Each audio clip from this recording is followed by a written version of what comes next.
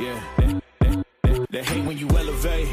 The second of losses, I'm handing them out, yeah, I had to go delegate. It feel like I'm floating, I'm lost in the moment, I swear I could levitate. They never believed that I would really fly, I had to go demonstrate. I had to set them straight. They hate when you elevate, elevate, elevate. They hate when you elevate, elevate, elevate. Yeah, they hate when you elevate, elevate, elevate. They hate when you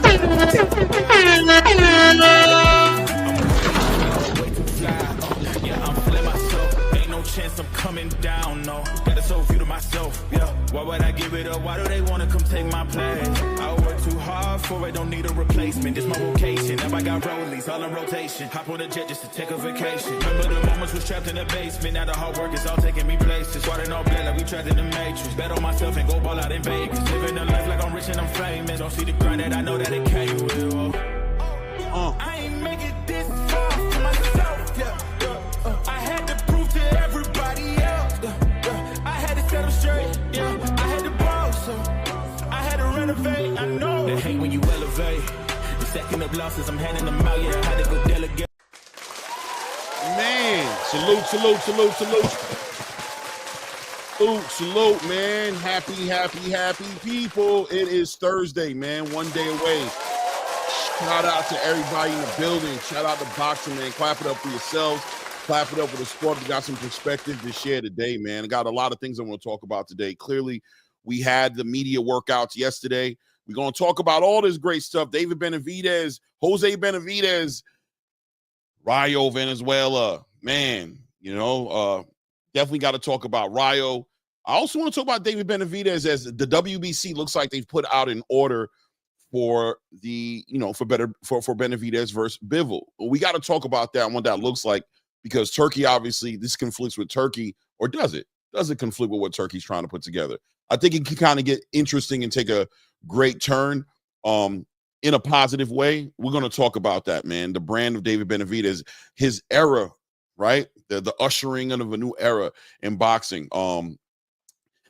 We got to talk about that. And of course, Gary Antoine Russell. We'll go back over everything pretty much that we went over yesterday to a degree, except now we have a media workout and that's in the books. And we've got Tank Davis, who didn't seem to think it was important to give the fans anything, not that much at least. I don't know. He's kind of doing his own thing right now, working his own thing in his own way. We'll talk about that as well, as far as, what does it mean? Is it working? Is it a positive thing? Is like, what's really going on, right? Lamont Roach, what is he doing to make the differences and the changes and the adjustments in what he's bringing to the table in order to make the difference, right? To derail the face of boxing, to defy all the odds, Tank 25-1 favorite. I mean, it's an uphill battle, say the least, with Lamont Roach. We're going to get some perspective, though, one way or another. Either way, none of these questions will really get the answers we're really looking to get until the fight happens, right? But as things are developing, we're getting closer to it. The tension is rising. The reality of the situation is starting to settle in. We're going, as we get closer to this, start to get past the silliness of it all. And we got to come to some sort of a conclusion, right, of what we're seeing here and what does that mean and what are we expecting to see on Saturday in comparison to what we want to see, right? Because no matter what anybody wants to say at this point, it's not about the fight you want. It's about the fight you have, right? It's about the fight that you have. And that's what we're dealing with, is what's in front of us.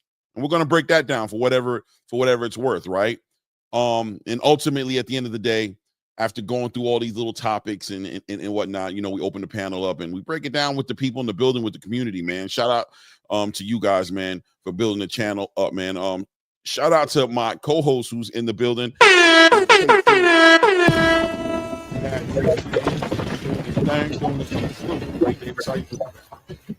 Feeling good, bro. Feeling good. Yeah. We back at it again. Absolutely. Back at it again, man. You know what I mean? Yeah, we got some people in the building today. We got 43 people in the building. Salute to everybody in the building right now.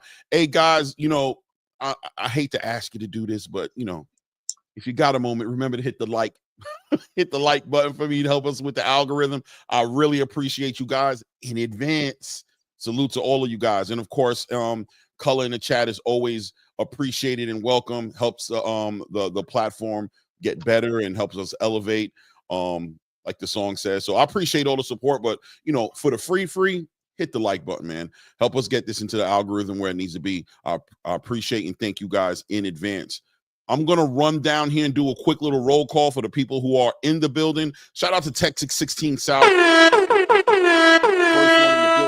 Texas, I was reading what you said earlier, right? Like you put that up like about 10:45. I love this community, bro. And I love the support I get from this community.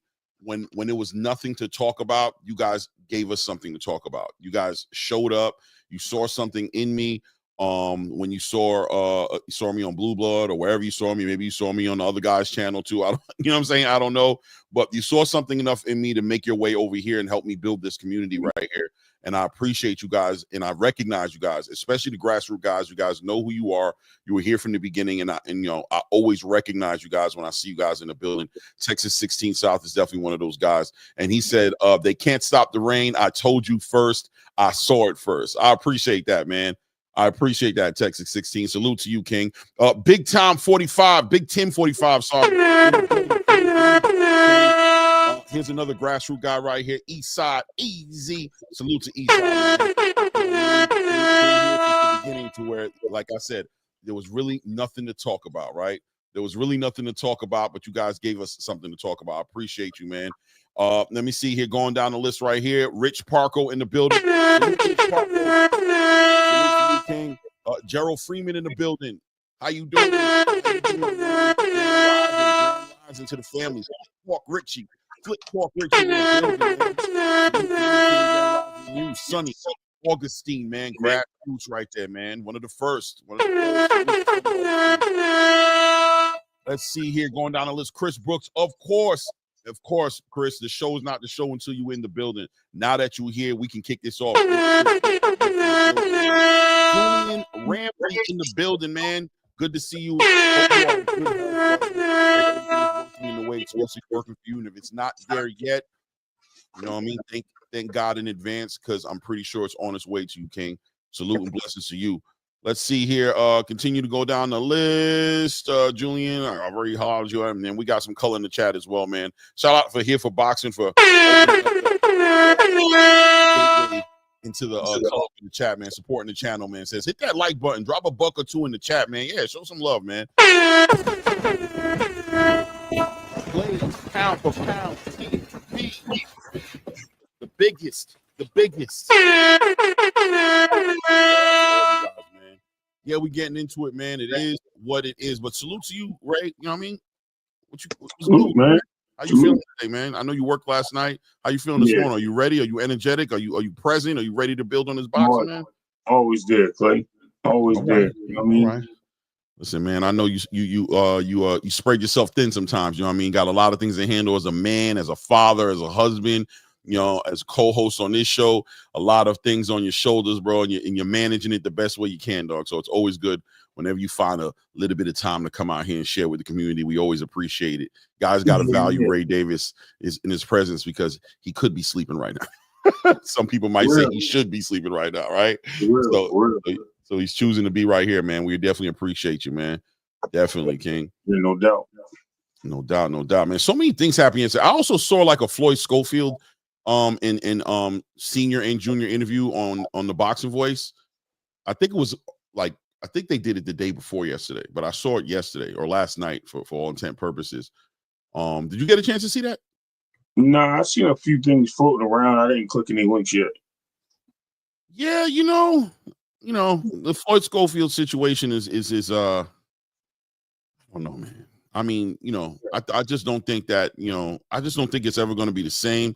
I think the more and more you hear those guys kind of like speak and, try to express themselves. And I think the more you see the dynamic of the relationship between Floyd Schofield Sr. and Jr. specifically, forget about what they're saying to the media in the interviews, but their relationship, the way that thing is working, that dynamic just doesn't seem to have any longevity attached to it, right? Like, it's not going to age well. Like, I just don't know how long it can continue Floyd Schofield Jr., not being able to completely speak for himself, as far as Senior always finding a way to get into these conversations and, long-winded and just kind of like taking over and just, from the outside looking in, it just kind of looks like he's suffocating this kid's growth.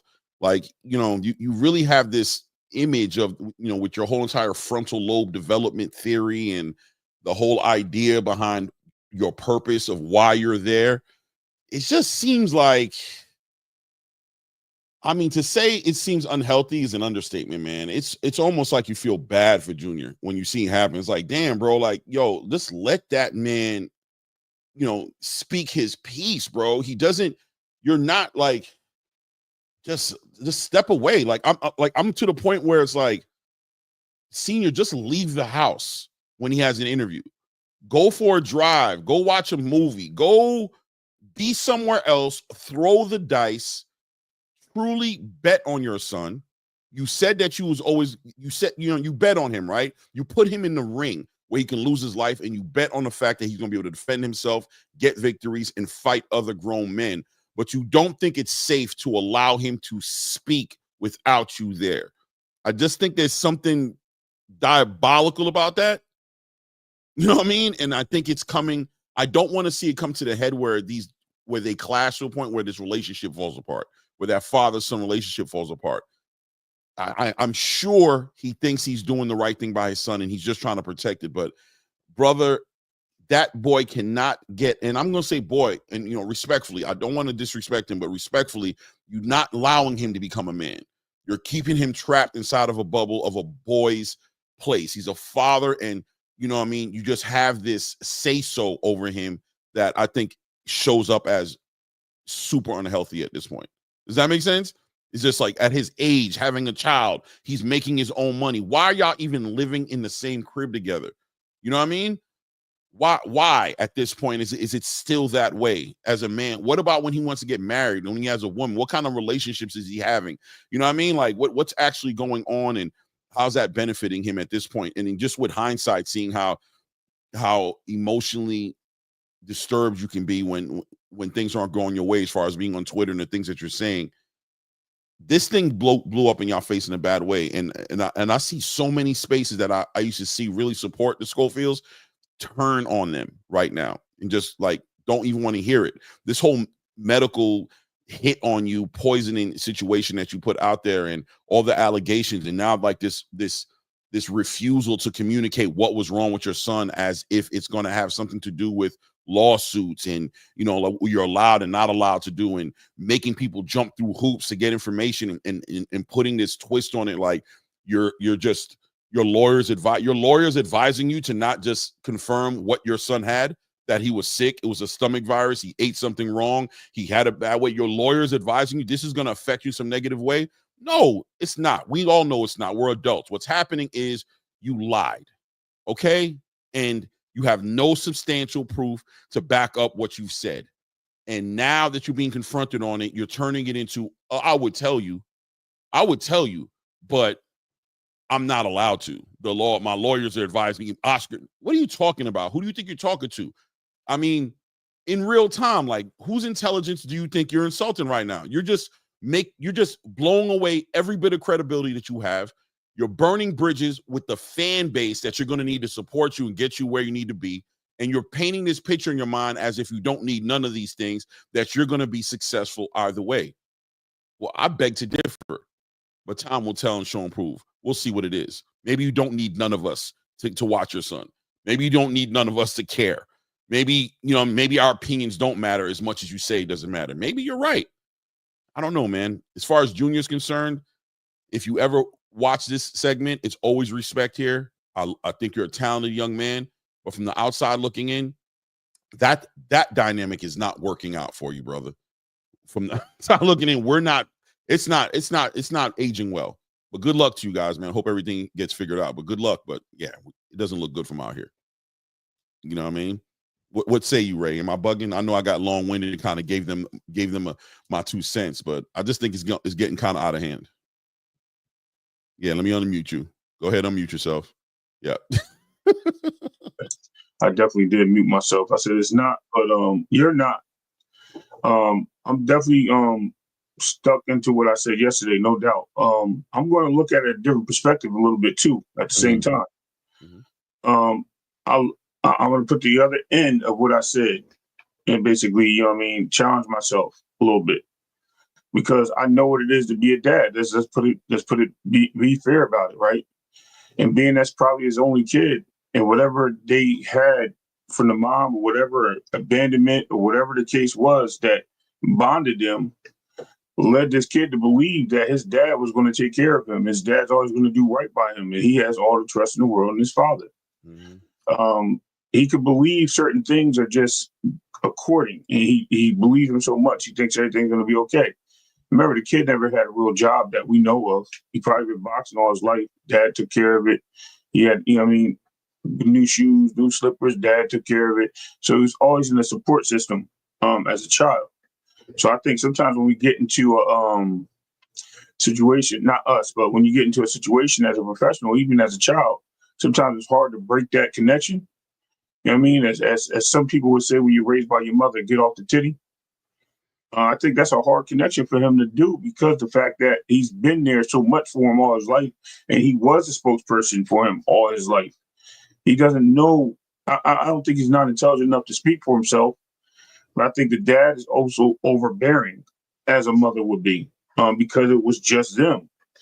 I kind of see that side of the street too, and this is not to really counter anything you said, because what you said, it hits the nail on the head. They both need, and I'm gonna put this out there seriously, they both need help. They both need a point of understanding. They both need to sit down with each other. They need to structure this thing. It's a profession. If you're going to be the manager, you're being the boss. If I'm going to be the worker, then I need to go do the work. Unless there's some reason why I can't do the work. For instance, I'm not a good speaker, or and he sounds intelligent to me. He speaks well. He definitely knows where he wants to go with his conversation. So I doubt that's the case. If it's lack of confidence, okay, Dad, look, this is what I want to say, but I don't know how to say it. And then he just falls on that. My son does that. He's 17 years old, but he's not 23 years old. I think he does need to, back on to what I initially said, he does need to step away and let his son gather himself and grow. He's a dad now, he's a father. We mentioned this. And what kind of example is he setting for his kid? If you're coddling him, are you raising his kid? Like you said, if he gets married, who's going to live in the house? You know what I mean? It's situations where you see, they show videos, and it's sad. I don't like people.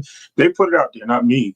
Where the baby's on the couch with the girl, right? And this dude was laying in the bed. Like, bro, you got a big house, and we seen the house. Unless the house is rented and fake or whatever the case may be, you guys been living a lie this whole time. He's in the bed. She's on the couch with the baby. So that says to me there's some mental disruption, and I think they need to really handle that. That's just my opinion. That's where I'm going to leave it. I think they forget all the other stuff, because I already attacked that yesterday, Clay, and I'm glad you attacked it today. All that shit is real. They need to get a hold of it. But while they're getting a hold of it, they need to establish their relationship and turn over reins, to each other. No play on your name, but they need to turn over the reins, bro. They need to really okay, look, son, I'm gonna let you lead the way. If you need me, I'm here. That's the way it should have been. Maybe when he was 20. At this point, at least, right? At this point, definitely. But he just, hey, man, look. And you said something earlier, right? Like where it's kind of toxic, but I'm gonna be real with you. At this point, it shows as downright undermining. You know what I'm saying? It shows as Senior is legitimately undermine, and you can see he's undermining Junior, right? Like Junior has a mind of his own. He has a thought he wants to say. He's trying to get out a sentence, and here comes Senior. Don't say that. Don't speak on that, Floyd. No, what do you just back up? And at the end of the day, that experience of him saying the wrong thing and then that blowing up in his face is an experience. The sooner he can have that experience, the sooner he can grow himself and develop his own understanding of what to say and not to say. You're stifling this kid's growth at this point. You played your role, but now you seem to have a hard time transitioning into this next chapter of his life harder than he does. And you're painting it as if you're trying to save him, but you're not. You're kicking the can down the road, which means he's not going to go through it right now while he's young and he can recover from it. He's going to probably go through it after you guys have some sort of crazy breakdown, some crazy, you know what I'm saying, dissolvement of your relationship. He'll be closer to 30 and he's going to start making these mistakes that are going to hurt him in a way worse way than it would have if you just allowed him to go through and grow in an organic way at 21, 22, 23 years old. That's just the blatant truth about it. Now, right. I'm sure he thinks what he thinks. He'll see something like this and be like, who are you? I'm nobody, brother. Like I tell a lot of people who hit me with that shit. Good luck, bro. We'll see you. Time will reveal. Like, I have no problems. You got this, right? Yep. I'm not as worried as you might think I am, but you know, I will give you my opinion on what I see, being that you choose to be online every single day and doing interviews. He said in the interview, Oscar don't even want us to do this interview. But what are you doing? Right? Right in the midst of saying you shouldn't be doing it, you're doing it. So you're not as thorough as you think you are. You're not as sharp and on point as you think you are. The people around you are clearly pushing back at the way you're campaigning and advertising and marketing and doing interviews. That's what you're communicating. Every time I hear you say your lawyers told you to do something, that you had to apologize, that Oscar's telling you he doesn't want you. What they're trying to do right now is manage the damage that you've done at this point. They're trying the best to manage it. And what are you doing? You're online doing exactly what they told you not to do. Yeah. Right? It's your nature, man. It is what it is at this point. Needless to say, he said that they're in April, they're looking to be back in the ring, supposedly either for a title or for some sort of a title eliminator fight. You know, they said they don't want to go back to Saudi. They said the experience, you know, is a certain way for them. And, you know, you know what I mean? I don't know, bro. I mean, it just is what it is, right? So yeah, it is. I saw Bub. Salute to Bub Boxing in the building. Back in the building, man. Bub said that, you know, hold on a second. I want to find what he said because I thought it was pretty significant here. Bub said it's clever promotion. Anything to keep us talking about his son. So unanswered questions leave the door open to us to have the conversation we're having right now. So in my opinion, kind of working. I see where you're coming from with that, Bub, right? Mm-hmm. But, you know, I think there is a difference, though, between it being well calculated and a marketing strategy versus lack of discipline in emotional,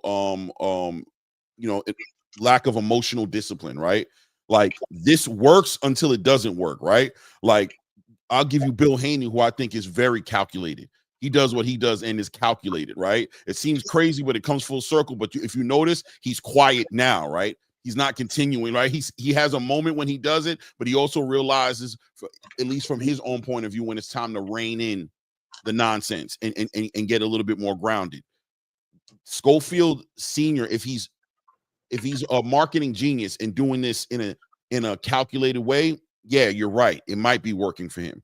But from the outside looking in, it doesn't look calculated, right? It just looks like emotionally driven. The man said he had to put himself in a psych ward, right, into the hospital because of anxiety. So it's not calculated. He's not dealing with it well. And it's bleeding into every aspect of their life, especially as far as we're concerned, the boxing portion of it. Right, the boxing portion of it, all that recklessness and emotional lack of discipline is bleeding into this kid's boxing career, into his brand, right, into his legacy. It's bleeding into all these different areas, and it's something for them to think about. Clearly, we're seeing it. A lot of other people are seeing it. Like I said, Oscar spoke on it to him. That's coming from his mouth. Lawyers have spoken to him about it. So the people around him are getting to the point to where they're trying to get some control over this thing and trying to manage the damage in so many words. And I truly believe in my heart that the solution is going to end up being, I hope that they're able to get in front of it and do this before they have, you know, I think they're going to have to go their separate ways when it comes to this boxing situation in a large way. Like he'll be present, but, you know, Junior needs to be there way more involved without Senior getting in his way. I'm hoping they do that in an organic way where they can come to the table and agree to disagree on certain topics and let Junior make his own mistakes and live his life, rather than it being a clash of heads at some point where the water starts to bubble over the top of the pot, right? Where it becomes crazy. And now not only is the boxing relationship severed and hurt, but it bleeds into their personal relationship as far as father and son, and grandfather to the child. It bleeds over into that area and turns into something really toxic at that point. And Senior's showed signs of like not dealing with those things well either, as he seems to be kind of like a little bit of a violent person. You know what I mean? Just based off what he did with that woman in that video, it doesn't seem like he really is a very easy person to agree to disagree with. Appease. Right, to appease. So it's gonna be crazy, man. It's gonna be crazy. I wish those guys luck, man. You know, and I genuinely mean that respectfully. Like, I don't like to see that. I'm a father, I have a son. I can only imagine what it's like to have a son. I heard he said he had a son who got shot 5 times and passed away at some point in time back in the day. So, you know, I'm sure there's some PTSD in there, you know, a little overprotective energy going on there. But brother, for the sake of your son, get in front of this with some help and find a way to allow Junior to be a man on his own. You know, find a way, because I'm sure it's easier said than done. But brother, it don't look good if you guys don't get in front of this thing, man. If you let this thing just run you over and overflow, I just fear the worst as far as your relationship is concerned.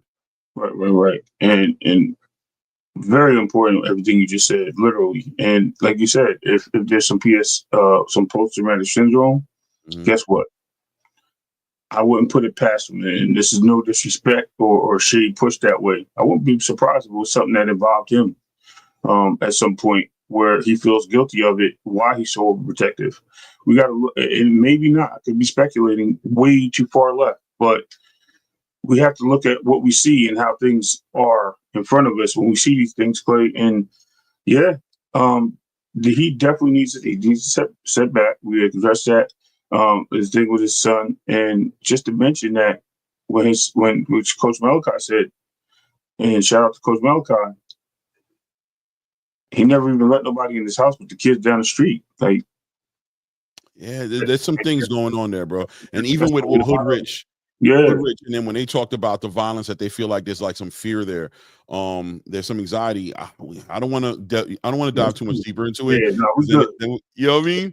But I definitely agree with you. There's just layers to this cake. You know what I'm saying? And the advice is jump in front of it, guys. Get help. Jump in front of it, bro. Jump in front. Acknowledge it just for yourselves in-house. Forget me. Forget the social media space. Forget everybody's opinion, for the sake of the growth of this kid, his career, his legacy, and ultimately probably the most important thing, your relationship with each other.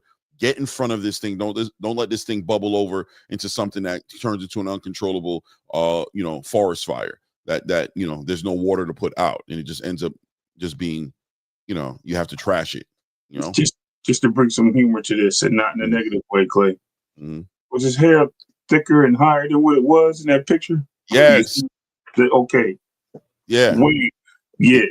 It's going away. The stress is starting to become real, man. Yeah.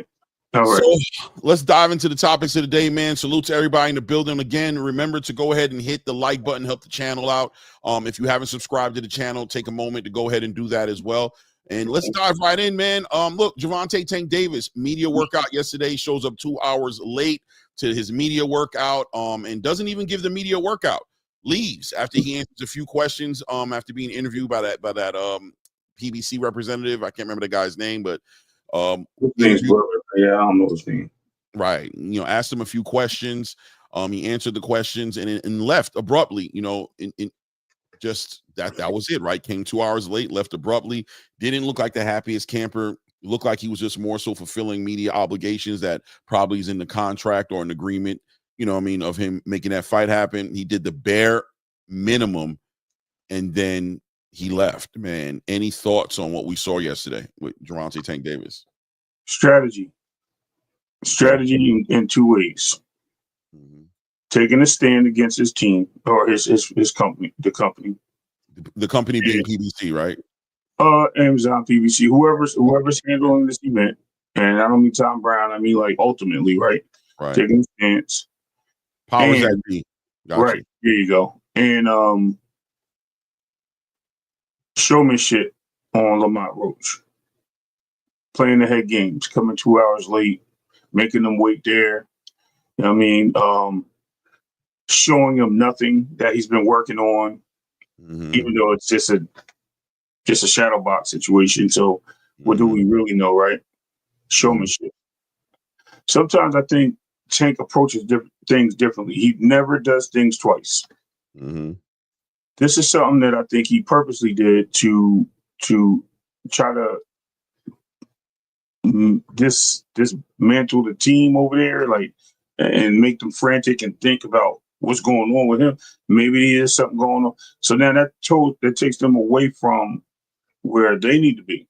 I don't know if you know what I'm saying. Like, now they're wondering what's going on in Tank's corner instead of worrying about what's going on in their home.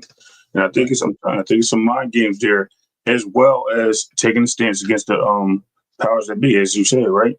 Right.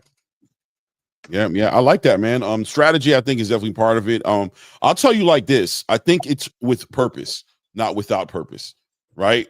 One way or the other, however you look at it, and it covers a lot of points. I think it's all those things you said, and maybe other things that we don't see that our eyes are on, right? Ultimately, he's delivering a clear message to whoever is supposed to receive the message.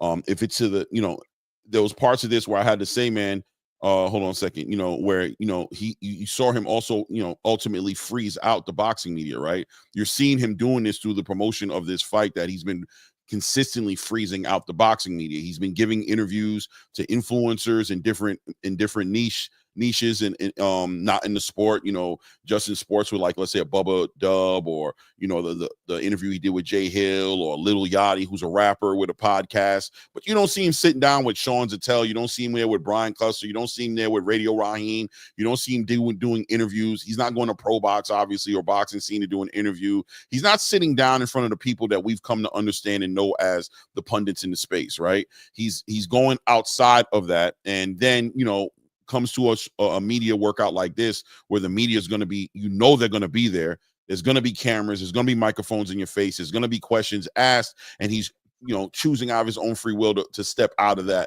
direction of that. He doesn't want to get asked questions that he doesn't want to answer. He doesn't want to give the wrong answers, right? He's kind of protecting himself a little bit, maybe drinking a little bit from the Kool-Aid of what Floyd and Leonard was telling him earlier, right? Like, hey, bro, stop talking to these people, because they're just going to use it all against you.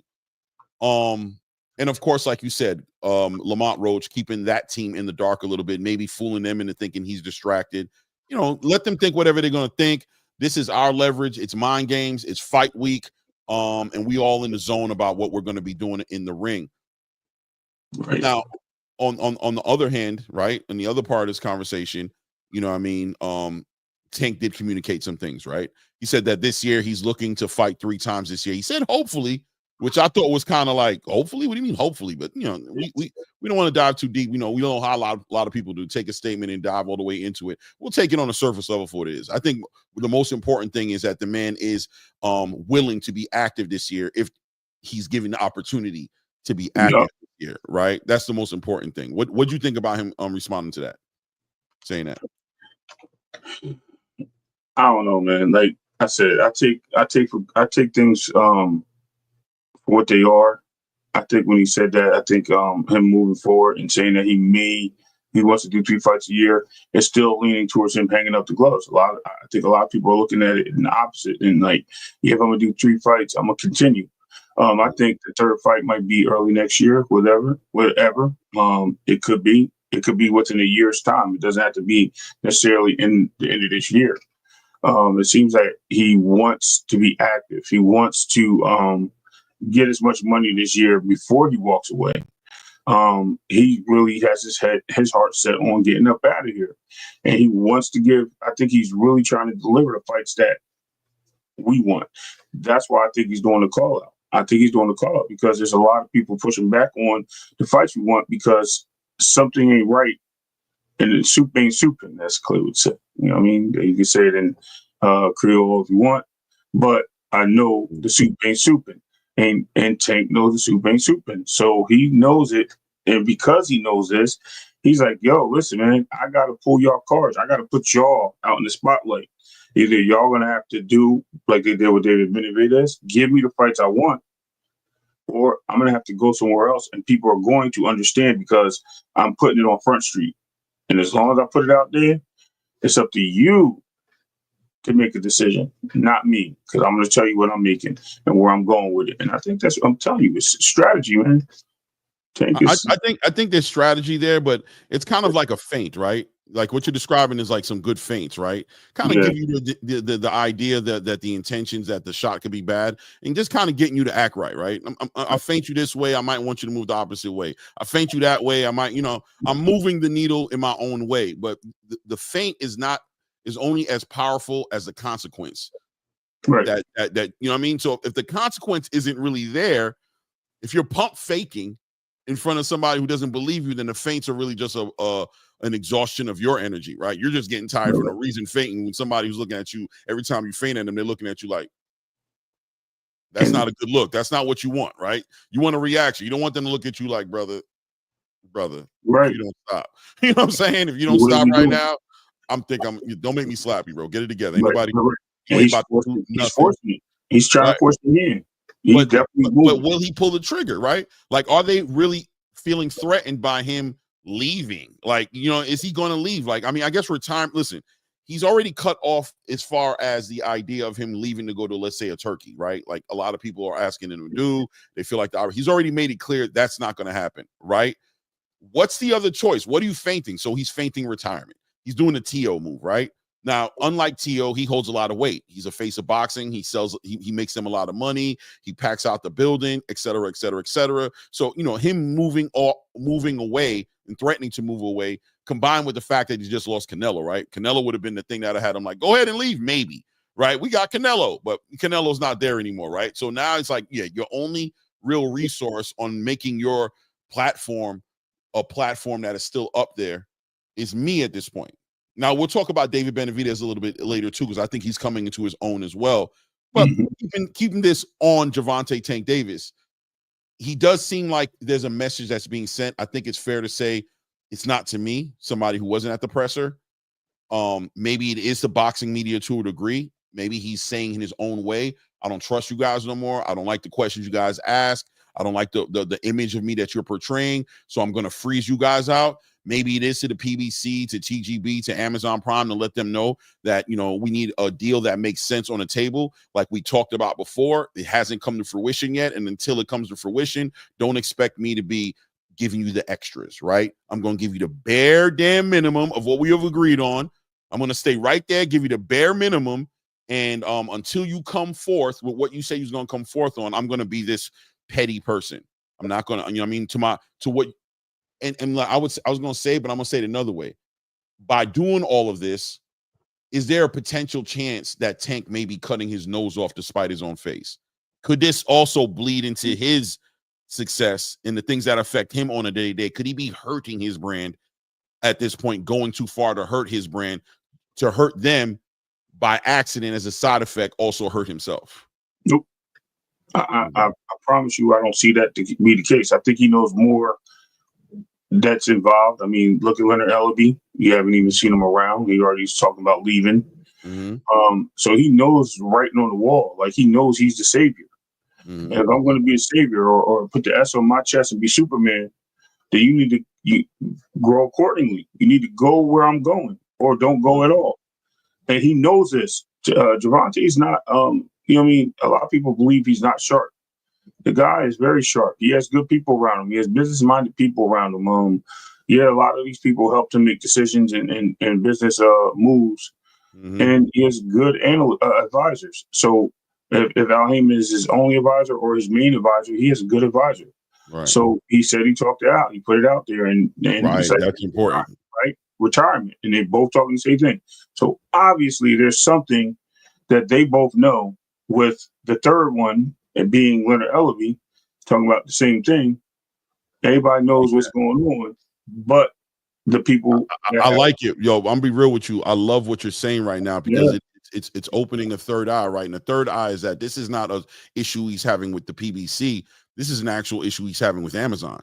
And him and Al are on the same page about this, because if he's having issue with Amazon, there's a good chance that Al is having a hard time with Amazon, and they're both coming together, to represent a front, they're coming to the front line together to say, we as a unit are going to leverage our influence to leverage the negotiations and ultimately the deals that we've been working on for the past year, the millions of dollars that we've been trying to secure and lock down for the past years. This might be an in-house civil war of sorts going on in between the PBC, TGB, and Amazon Prime, or maybe more specifically between the PBC and Amazon, trying to get Amazon to come forward a little bit more events, more of a budget, a way for us to facilitate all these situations. And how are we going to do it? We're going to leverage what we have. And Tank Davis happens to be something heavy to leverage in this deal. And if he's going to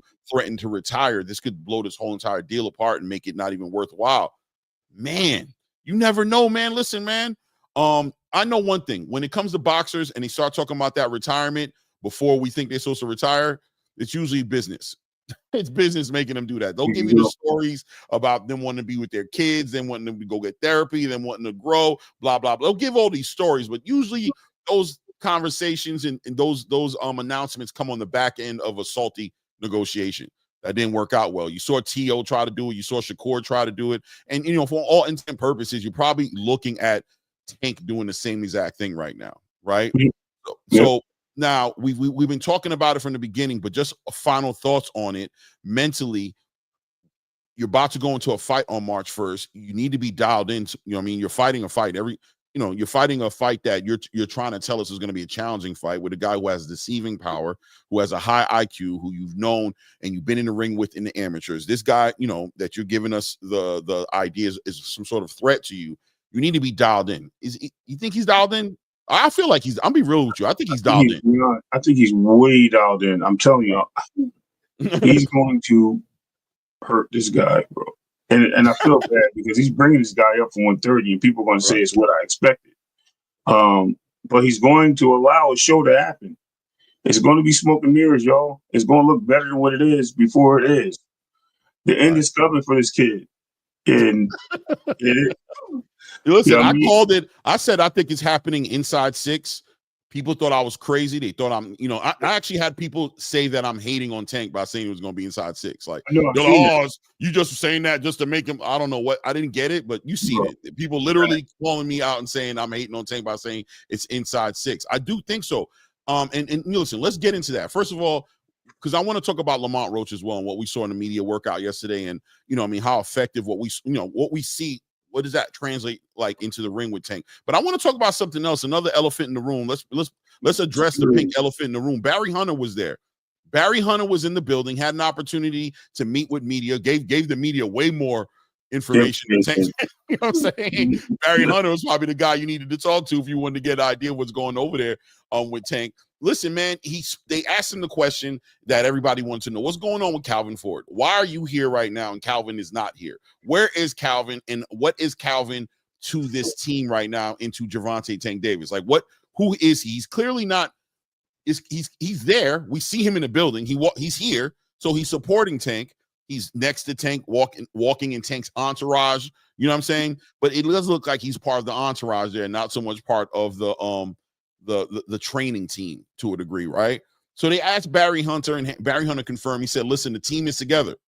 Everybody's where they're supposed to be. Barry Hunter referred to, if you guys look back in the day in Tank, in the earlier part of Tank's career, you'll see that I've been in this corner before, basically letting everybody know, relax, this is nothing new. We've always been around. It's just this, that, and the other, right? Take that for however you want to take it. I think most people are walking away with, yeah, that's adorable what you're saying, but bruh, it's different for a reason, right? You're here for a reason, brother. Like, you're not just here by any chance. This is for a reason. There's a reason why you're here. And there's probably a reason why you weren't here, and probably a reason why you were there when you were there, and why you haven't been here since then, and why you're here now, right? These things aren't just by chance. We haven't, Calvin's not sick. He's not deathly sick. He doesn't have anything going on like that. Something happened, right? Bad, good, in between, whatever the reason may be. He says the team is together and you see him there. What are your thoughts on it? You see Barry Hunter there. It's not Calvin. It's been Calvin and Kenny up to this point. Now it's Barry Hunter. What do you see? I see something very, very, again, well, I say smoke and mirrors, right? See something that no one's underlining. Barry's there for a reason. Barry's there because, and Calvin and Kenny's supposed to still be in the corner. You know what I mean? They're just going to be second hands. You probably have one as a cut man, second trainer, whatever the case may be. And, you know, Barry's always put the game plan together. Everyone was giving Coach Kenny the credit, which I'm pretty sure they both collaborated on that and made that happen. But what I'm seeing here is the team is there, and there's something they're working on. There's something that they're putting in the works that we're going to see, and it's preparing them for whoever this next opponent is. This is a showcase fight. The reason, and let me tell you, Roach was picked for a reason. Mm-hmm. Roach has a style that he's going to display that's there for a reason. They're going to let Roach box a little bit. They're going to let Roach feel himself a little bit. And like I said, it's going to end. It's going to end very swiftly. And there's a reason why. Tank's got some things he needs to work on, some adjustment he needs to do, whether it be something defensively, whether it be something, because, you know, Tank gets hit in the face a lot with jabs. Why not? Because he chooses to. Because a jab can put you out, but also a jab is just a filler punch to measure you, right? So he puts himself in that position so he can close the distance and close the shots. What I said yesterday, he never catches uppercuts and hooks. He has, but he's very rarely getting hit with uppercuts and hooks. That's a fact. He knows where he's at in that fight. So this is something that we're going to see. It could be Keyshawn. Right. It could be Keyshawn. And I wanted you guys to acknowledge that. Keyshawn's bringing something different, a Bud Crawford style. Right. This is a preparation fight. This fight serves purpose in the bigger picture, in the development of Gervonta, the return of Gervonta. I agree with you, man. I think that Gervonta's been, and this is just the intelligence of the team that's being put out here that people might not be grabbing onto, right? And I've been on this thing right here for probably about a week or so, playing with these ideas that you're talking about in my mind. And I haven't been communicating in it because I really did want to see the media workout. I wanted to see I wanted to see how the team was going to roll out as a team. I wanted to see how they were going to roll out. Was Barry going to be there? Was Calvin going to be there? And once I saw them all in the same room, and I also saw Barry confirm, you know, that the team is still together, I started to say, okay, this is strategy. There's something being built here. There's something happening here, and Lamont Roach plays his role, which is you offer the look we need for us to get where we need to be able to fight the bigger fighters that we're going to be fighting. And stylistically, Keyshawn, you know, it's that I think they're acknowledging that Keyshawn needs to be prepared for. They acknowledge, and that's what makes Tank ultimately the guy you want to see in the ring with the contemporaries. You want to see him in there because, you know, let's put it like this, guys. We've been talking for a long time about Tank Davis having the right dance partner, and how Calvin said that you're never going to see the tools come out of the bag, the arsenal come out, unless he has the right opponent in front of him. What you're seeing now is the tip of the iceberg of the right opponent getting ready to be in front of him. And what are you seeing? Adjustments. You're seeing adjustments being made in the training, adjustments being made in the team. Pieces are being moved around. Nobody's getting fired, but look, this is the goosebumps. This is what we're talking about, right? This doesn't happen with the fighter, with the flat-footed Mexican fighter coming forward, and Tank doesn't need adjustments for those fighters. Right now, you're seeing adjustments being made in the team, not for Lamont Roach necessarily. Yes, for Lamont Roach, but not for him necessarily, but for the bigger picture, for whoever the fighter is he's calling out on March 1st. I think those dots are connected. Whoever it is that he's calling out March 1st, we're seeing strategy and we're seeing the needle being moved. I think it's an exciting thing to watch. I'm keeping a close eye on it, but I appreciate what you said, Ray, because I think you hit it right on the nail, man. I think it's a piece of the puzzle. We're starting it. We need one more piece, bro, and that's just a name. Yeah, 100%. And once that name comes out, I think it comes together. It's going to be like the usual suspects, right? Once the name comes out, it's going to be like, oh, I mean, look, bottom line is whenever Tank gets in the ring and fights his contemporaries, he's not going to fall short on preparation. That's what it shows. He's not delusional about his abilities. He's not delusional about the abilities of the people he's going to fight against. It's chess. It's never checkers with a fighter with that high of an IQ and the fighters that he's going to be fighting against, man. It's an interesting to watch develop, right? It is what it is.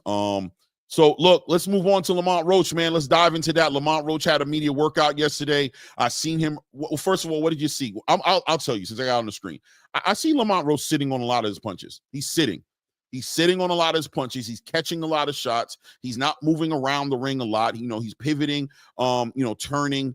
He's going to be trying to turn Tank a lot, but he's trying to stay there. And he's trying to put himself in position to be able to go ahead and gather up the most power, deliver the most power he can inside the paint. What'd you see? I seen Frank Martin style.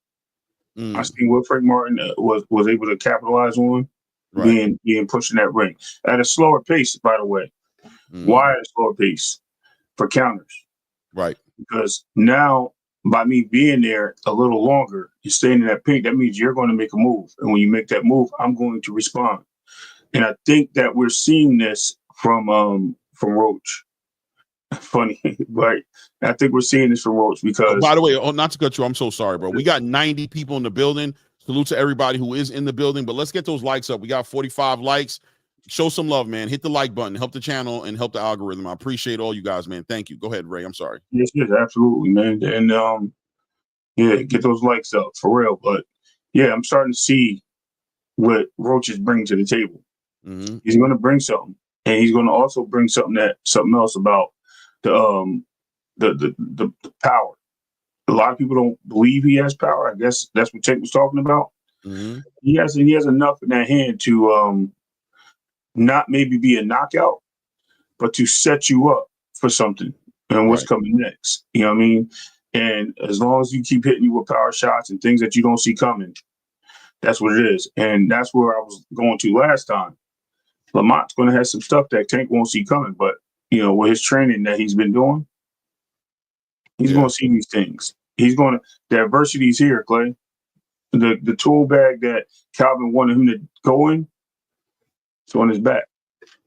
Okay. We're going to see something. I think we are. I think Lamont plans on doing something real spectacular. I think he really is coming for the win. And I think worst case scenario, he's going to try to walk away with the respect as a secondary prize. If he doesn't get the win, he is going to walk away with something in his fight, right? He wants to walk away with something in his fight that's going to let people take him way more seriously than clearly they're taking him before this fight. I'll tell you this, though. I hope the power translates, because I think the way he's fighting, if the power doesn't actually translate, it's going to be difficult. It's going to be difficult, but for all intent purposes, all eyes on Lamont Roach at this point, not Tank, right? All eyes is on Tank as far as what he's been doing outside of the ring and what he's going to do after the fight. I think people are pretty much in their bag about what to expect from Tank in a fight like this. It's really about Lamont. And even when you're talking about seeing the best version of Tank or seeing something special for Tank, it's going to be all about Lamont being able to bring that out of him, right? Lamont's performance is going to bring out what we want to see in Tank. So all eyes on Lamont Roach, not Tank. What do you think about that? Of course, all eyes are there because it's always on his opponent, right? When you have Mike Tyson in the ring, who was the eyes on? Who he was fighting? They tried to build that guy up as much as possible. When you see Floyd fight, it was on the opponent. Why? Because we just want to see this guy lose. Who's going to be the guy to do it first? It's always that way. Whether it's Michael Jordan, whether it's Bo Jackson, whether it's Jerry Rice, Deion Sanders. Who's going to do this first? Right. Who's going to stop this person first? Right. Who's going to, you know what I mean? And that's what it came down to. They built in the mindset. And if you listen to Tank's interview, he's at being asked, Devin Haney, easy work. Of course, easy work. Lamont Roach, tough fight. Yeah, man. I think it's on Lamont, man. It's on his shoulders, man. This fight is on his shoulders. It's his moment. In a way, Tank has put the pressure on him too, right? By not doing these media workouts, by not taking attention, by everybody focusing on Lamont. It's like that's another strategy Tank is using a little bit. He's allowing the pressure to build up on Lamont. Like, I'm not going to be here to help alleviate this. People ain't going to come looking for me because I'm in and out like a robbery. I'm leaving. You answer the questions. You be the guy. I'm putting you under the light. And hopefully, you step up and you do what champions and stars and faces of boxing do when they're confronted with the situation. You handle it. You don't let it handle you, right? That's interesting, man. Here we are going into this fight, and I call this that, right?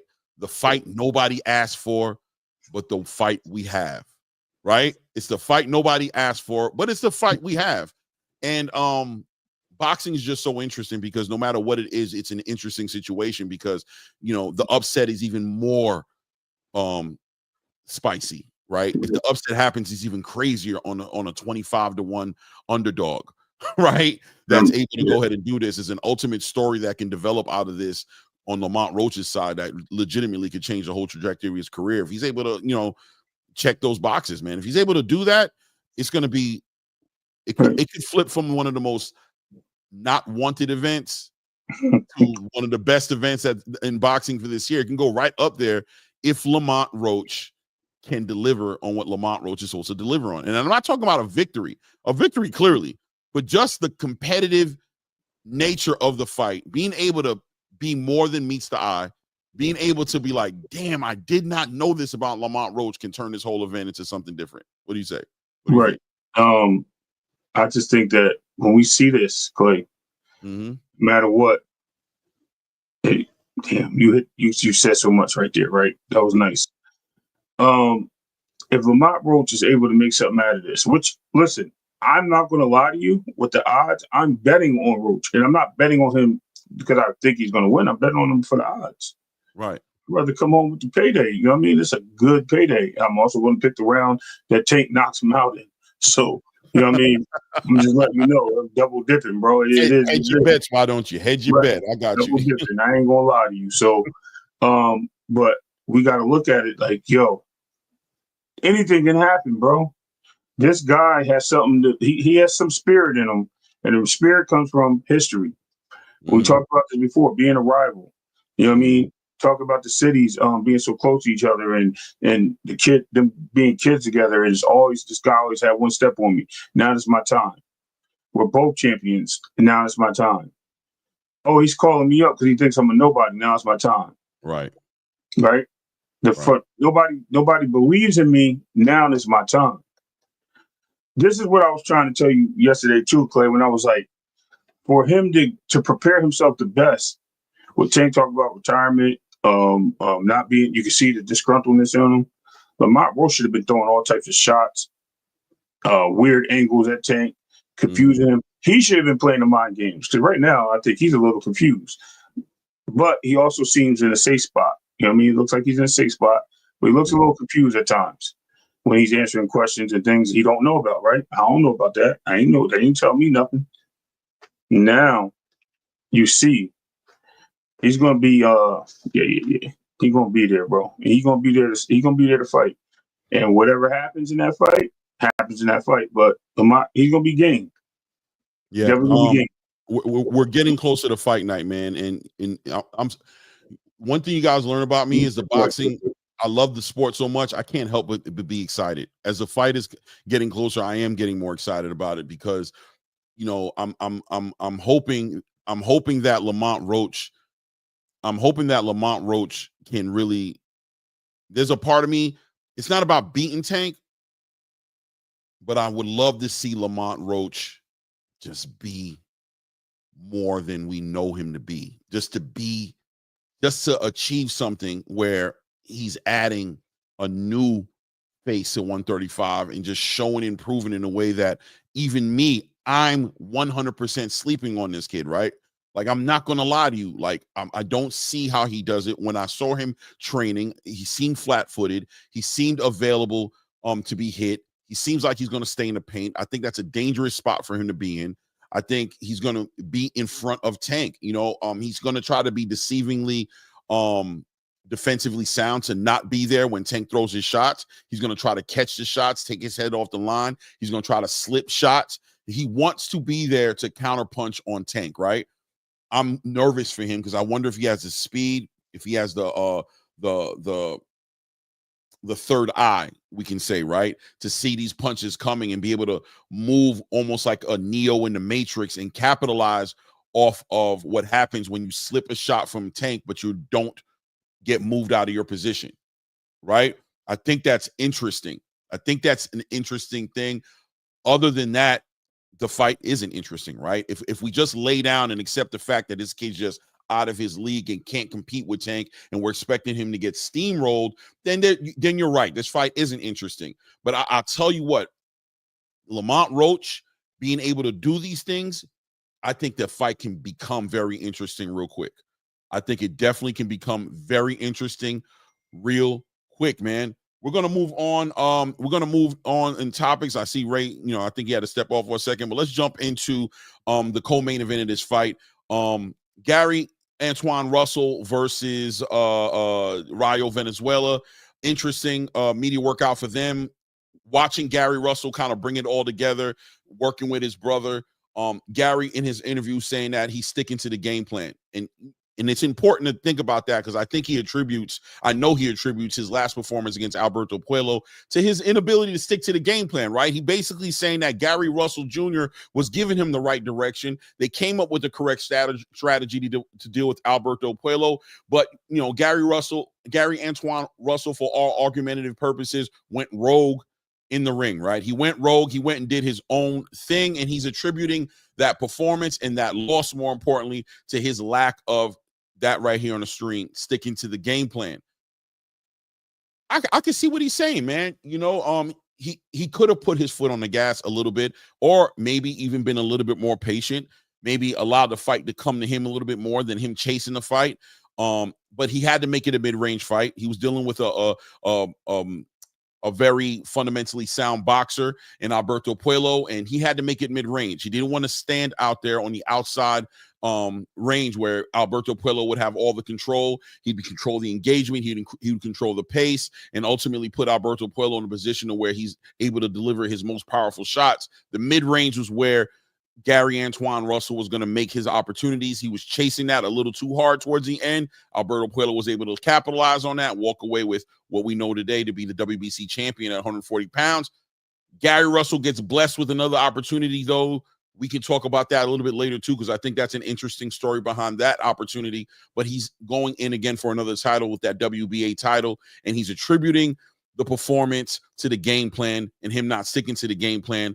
Also letting us know there's way more tools in the arsenal if necessary. Important, necessary, because he's not going to show you what he doesn't need to show you. If you put him in a position to where he needs to adjust, that's the only time he'll adjust. He's not going to adjust out of the spirit of entertainment, right? Of just playing around in the ring and showing you guys he can do things. I think what he said was, if he only needs a hammer and a nail to fix a problem, that's what he's going to pull out. He's not going to pull out a hacksaw or a sledgehammer to put the nail in. He's not going to go all out his way. But he is confirming that, listen, man, people are thinking I'm a one-dimensional fighter. They're thinking I'm a one-trick pony or I'm a limited fighter. They're not acknowledging my pedigree. But out that camp comes a real hot pedigree.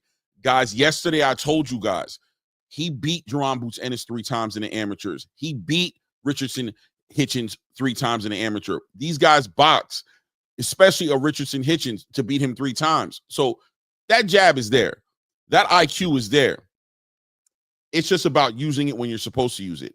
And that last fight with Alberto Puello, I think the biggest problem that Gary had was he became very one-dimensional in that fight. When that dimension of his didn't work, he didn't adjust and give another dimension. He kept forcing that one dimension, and it worked against him and give him his first loss.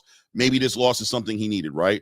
But he made it clear the tools are there, and I'm able to adjust and do a whole bunch of things. Now, as far as the coaching, Robert Garcia and his coach, Gary Russell Jr., I talked to you guys about that yesterday as well. There's a difference here in experience here in this department, right? Gary Russell Jr. is a fighter first, in my opinion, then trainer.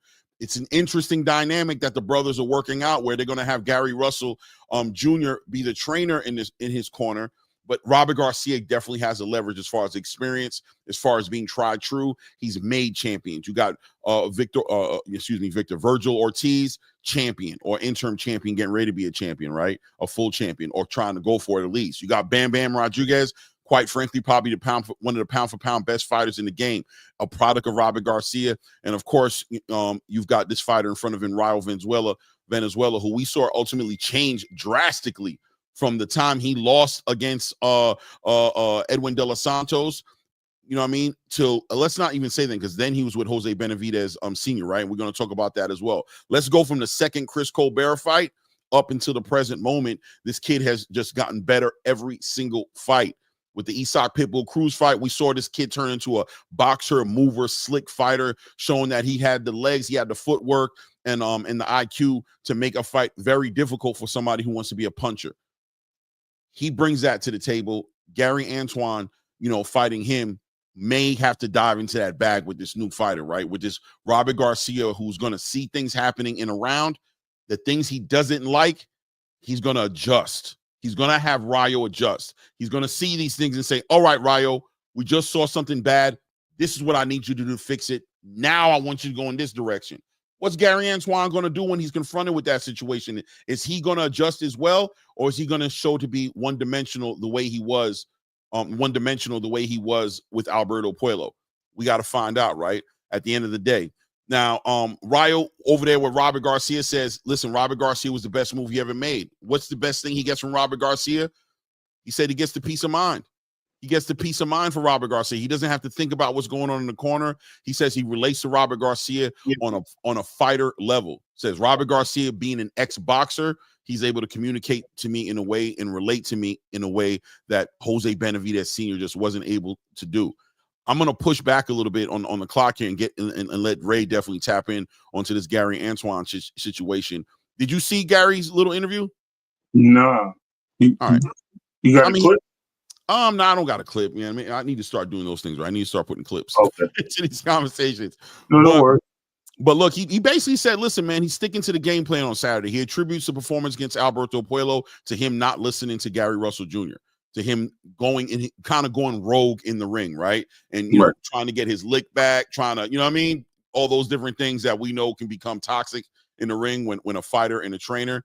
And the reason I think this is important is because myself, I think we have both talked about it, just like Gary Russell Jr., trainer. Is this like, you know, the formula to something successful? Would he have benefited better, like bringing in some experience in there? You know, rest in peace to their father, who was the one who handled that before, who brought that experience. You know, him passing on, it seems like they've never they did adjust and they decided Gary Russell Jr. was a solution. What do you think about him saying sticking to the game plan is going to be key for him on Saturday? Him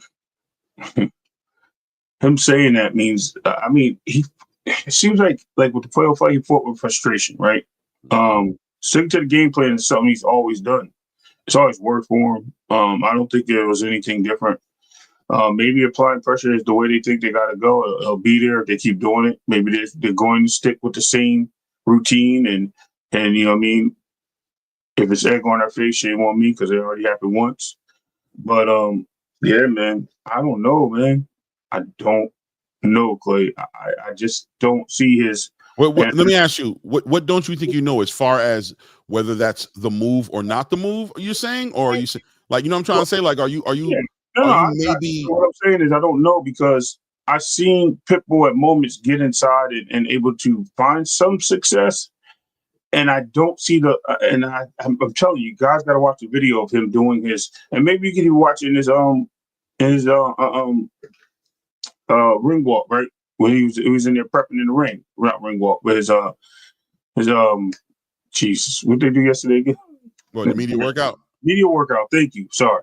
So you can see his reach, bro. This guy has no reach. I don't know what it is. I don't know if his back is like super massive. I know exactly what you're saying. Yeah. He has to close distance, and the feinting is not going to work because there's no threat with when the opponent had a talked about earlier, right? The consequence is not there. You're right. Right. So now he has to get inside. He has to throw those quick hooks. You know what I mean? Those screw jabs. I mean, like, he has to do those things, and if he doesn't, he's not going to find success. And I think that's where he's saying he's going to stick to the plan. Like, look, I'm going to force my way there. I'm going to get there, and I'm going to make it happen. Even if I have to play on putting pressure, putting weight, smothering this guy, I'm going to make it happen. And I respect that. That's the game plan. Go with it. But know your opponent. Know who you're fighting against. Know who that other coach is. You know what I mean? Because when the frustration happens, now you're going to do like you did last time. And you're going to just be on the outside, still trying to force your way in. And you're going to forget about everything else. You're going to forget to be defensive. Right. You're going to, you know what I mean? All these things come to the point of now you got to get him out of there. And that, I think that's what ended up happening in the playoff, right? When his brother, like, you got to get him out of here, bro. You got to get him out of here. Bro, what are you playing with him for, right? Right. And I agree with you. I think, man, and this is what it's all about, right? These builds right here are powerful builds, right? There's a difference between sticking to the game plan and being able to, right? And I think what you're getting at and what I'm hearing from you is, okay, but what about the things that just don't work for him? Although on paper it looks nice, but what about physically that just doesn't work for what he has and the tools that he brings to the table? What happens when, the jab is useless against somebody who's got a reach on you by 4.5 to 6 inch plus advantage on you, and he's able to control that distance, and that jab that you implemented in the strategy, are you taking into consideration the fighter that's in front of you and how that would normally work, right? But doesn't work for him because he's at 140 pounds. Gary Russell Jr. is a 126, 122 pound type of fighter. You fighting against little people, you know what I mean? A strategy that works for you when you're thinking about the way you fought maybe a Lomachenko or, fighters down there. This is not the same. Gary Antoine Russell has short arms. He's very close to the same. They all, as a family, very consistent in their build. He's in a weight class where somebody like an Alberto Puello, maybe on Saturday, a Rayo Venezuela, somebody with the reach and the right tutelage on how to use that reach and the ability to execute on using that reach may neutralize this game plan that you have, because this fight only works, in my opinion, for Gary Antoine Russell in a mid-range space, right? Post mid-range space. Once it gets outside of that space, brother, you are at a disadvantage. That's how I see it. There is a disadvantage, and what are you going to do? You're going to loop hooks. You're going to jump. You're going to try to close the void very quickly and try to surprise this dude. That can be prepared for and neutralized. And then now you top that off with, and I'm going to ask you what you think about this. Is Rayo Venezuela possibly the biggest puncher Gary Antoine Russell's been in the ring with up to this point? Hell yeah. Hell yeah. Listen, if you don't see it coming, he's going night-night, bro. I'm telling you right now. And I do believe he's going to stop Gary. I do believe he's going to stop him. Wow, that'd be messed up. I mean, not messed up as boxing. And I don't wish that on Gary, because I want to see Gary do his thing.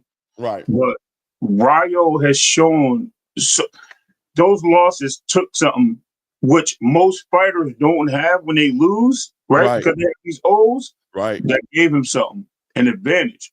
Gave Gary an advantage a little bit, but Gary hasn't seen that yet, right? Because Gary believed that was a fluke.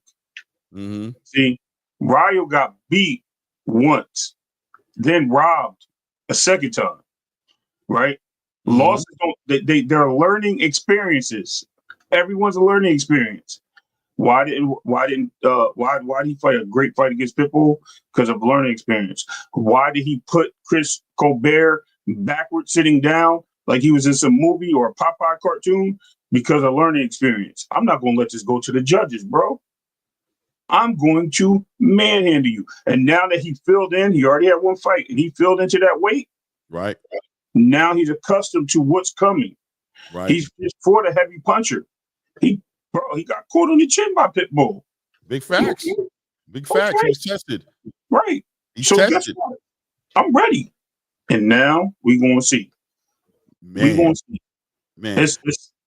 It's mean, bro. I hate to be like this, but it's mean. Yo, shout out to everybody in the building. 90, 87, 90 people inside the building. If you haven't hit the like button, please take an opportunity to go ahead and do that, man. If you haven't subscribed to the channel, take an opportunity to do that as well. Man, listen, man, this is how you build up, and this is what it's all about, right? Like it or love it or hate it or whatever have you. It's our job to give you guys some perspective on what's happening on these cards. This is not about personal biasness and things of that nature. But, if you're going to watch a fight, you should be watching the fight right. You know what I mean? You're watching a fight because you want to see a fight. You need to know how to watch the fight and what to look for. And I love these builds with my brother right here. You know what I mean? We do this. This is kind of a little glimpse of what we do on the phone when we talking to each other. This is what happens, you know what I'm saying, when the build gets tense like this. But I got another question, what you think about this. And I see some people in the chat kind of addressing a little bit. Thank you, by the way, for the engagement in the chat. You guys are talking about boxing. I love what I'm seeing in the chat. It's hard to keep up with everything, but every time I take a look down there, I'm seeing a jewel down there. I appreciate everybody in the building, man. Rayo's debut at 140 was against Isak Pitbull Cruz. He didn't put the power up for showcase at 140 yet. For all intent purposes, we don't know if Rayo's power translates at 140 pounds. We really just don't. We remembering anything we're referencing here as far as Rayo's power being what it is, we're carrying that from 135 for the things he did at 135, right? At 140, he hasn't showcased that yet. If Rayo's power doesn't translate as well as he thinks it's translated, this is going to be a bad night for him with a Gary Antoine Russell in front of him. Yay or nay? Yeah, right. Absolutely. And that's the other end of the opportunities, right? Right. If it doesn't translate, where I find myself on the outside looking in. But to my point yesterday, I said, right, what does this fight remind you of? We just watched this fight last week. Right. The second fight on the card. Right? Was Madrimov and Virgil? No, the second fight. Let's go. He had his young boy first. Oh, you talking about Smith and Buatsi. All right, Joshua. Yeah. It was outside, and when it came to the phone booth, yeah, okay. You didn't think I wanted to be here? Okay, you want to catch me with something, I'm catch you with something back. Mm-hmm. And it was rocking Buatsi because he wasn't expecting it, and it made him retreat. He didn't stay there long. He retreated. And when he retreated, Caleb Smith kept him at the end of those jabs and those long-range punches. You're right, bro. See the same thing happening. And the difference is, Nick J even, and shout out to Nick J, she said what I said. She could see him. He don't move his head, bro. He don't move his head. Antoine Russell Jr. comes in, he jumps in, and he doesn't move his head. What happened when you see the fighter not move his head with Rayo? Again. Yeah. Mike Tyson punch out, right? You seen dudes spin around in the mouth. In the ropes. Respectfully, Chris Colbert, respectfully, man. Nothing but respect for you, but got up and said, we got to do this a third time. Didn't he know where he was? Yeah, my brother is stuttering and yeah, he was drunk. He was drunk. You know what I mean? He did the picture, right? He did the paid in full picture. He got down and did the paid in full picture with the jewels. You know what I'm saying? So power, bro, is coming. He's going to display it. Man, great fight, man. Great fight, man. We got to keep our eyes on it. He says he has more tools in the arsenal. He says he's only bringing them out if necessary, man. Right.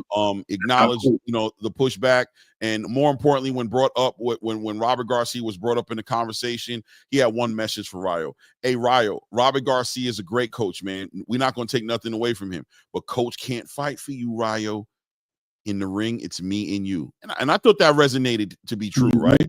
Like at the end of the day, what's Rayo going to do if Gary's able to connect with the power? If Gary's able to implement some of his game, does Rayo have the discipline to stay the course, stay committed, bought into what Robert Garcia told him to do, and continue to move in that direction with his strategy? Or does he go into fight or flight mode? Does he go into survivor mode? Does he go into get back mode? We didn't see him getting in trouble with Isak like that. I mean, he had moments in time when Isak was able to do things and he kind of like stuck to it.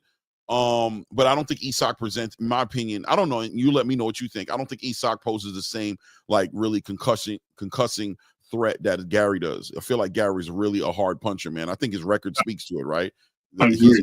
he had a harder, he has 100% knockout ratio going into that fight he had with Alberto Puello. So, these boxes all have to be checked, right? These are questions that won't get answered to that night, right? We don't know if Rayo, how he's going to react. We're going to hope that he doubles down and he stays the course and he believes in what Robert Garcia has to say to him. He's shown us that he has the ability to do it. He did it with Isaac Cruz. So he has no reason to doubt what Robert Garcia is saying. He's communicated also that Robert Garcia has earned his respect in that way. That when Robert Garcia speaks to him, he believes him, he understands him, he resonates with Robert Garcia's boxing past. So for all intent purposes, he's on the same page as his trainer. I think when we're talking about trainers, if you're making a list of things right now, you're trying to check the boxes off, trainer, Rayo wins, right? Versatility and ability to fight in multiple ways on just off of performances, you give it to Rayo. I think the pedigree that Gary Antoine came into the space with, he hasn't had to showcase. Now, also knowing how to go ahead and jump into that bag is one thing, but you're only good as the last time you used it. And if you haven't used it in over 17, 18 bouts, whatever it is, it can be a little rusty, right? Jumping into that bag, you might be a new person. There might be a new identity. And like the saying says, right, Ray? Leave the dancer who brought you to the dance, where it might be a whole new dance. Right. I might have broke up years ago. You got a whole new relationship, and who brought you to the dance might be the hooks. Might be the jumping in from outside, keeping your head on the line. That might be wifey. You know what I'm saying? Right. Leaving that and jumping back into an old relationship that's been dead for years, can that be a derailing thing to do? To bring something that you used to have, but now it's just something old and just isn't you anymore. What do you think about that? I do think that's crazy, right? You're right, 1,000%. I do see a body snatching moment coming in here too, and I don't mean by dropping, right? I have faith in you. You said that all these fights on this card last week was going to be body snatches. So many that happened. I think Rayo's going to use his range to attack the body early. He's not going to try to hurt him in the body. He's going to attack the body. He's going to pivot and move, try to catch that, the liver a couple of times, maybe, the ribs. He's going to try to do that. When it gets into a range, he's going to back up. He's going to utilize the jab up top. He's going to throw the hook occasionally, as he jumps in. Right. But as far as Gary's going to be Gary. And if you adopt, if you adopted this style, right? This is what you always say, right? You're a creature of habits. So even though you may change, even though you worked on some things, even though you brought some things back into your arsenal, what have you been doing for me lately? That's what's going to come out. And that's what we're going to see. It's going to resort back to that when it's almost like animal instincts for humans, right? No matter how far we got in civilization, how smart we are, we still get rage. We still attack. There's still a foundational, we still break down into that point. Right. So it's going to go back to where it was. Listen, y'all see? Yeah, man. Look, man. Interesting fight, without a doubt. Probably the biggest fight on the card as far as competitive nature is concerned. As far as best fighting the best, 50-50. It does look like this is the fight for us to watch, man. Now, Rayo said he has a peace of mind, right, of Robert Garcia in the corner. He loves having him there. Robert Garcia's record speaks for itself. This guy's trainer of the year last year, and as I stated yesterday, it looks like he's well into his way to being trainer of the year this year. He's finding a lot of success with Virgil Ortiz last week. Busy guy. When you're talking about activity, if activity was going to make this guy better, he probably has one of the most active rosters in boxing right now. It seems like every week or every other week he has a fighter that he's in the ring with, right? Like he stays busy. He's back in the ring again this week with Rayo Venezuela, keeping his eye on the game, constantly making adjustments and constantly bringing the best out of his fighters. Now, Rayo Venezuela also got confronted with some questions in his media training, and Jose Benavidez Sr. came up in the conversation, right?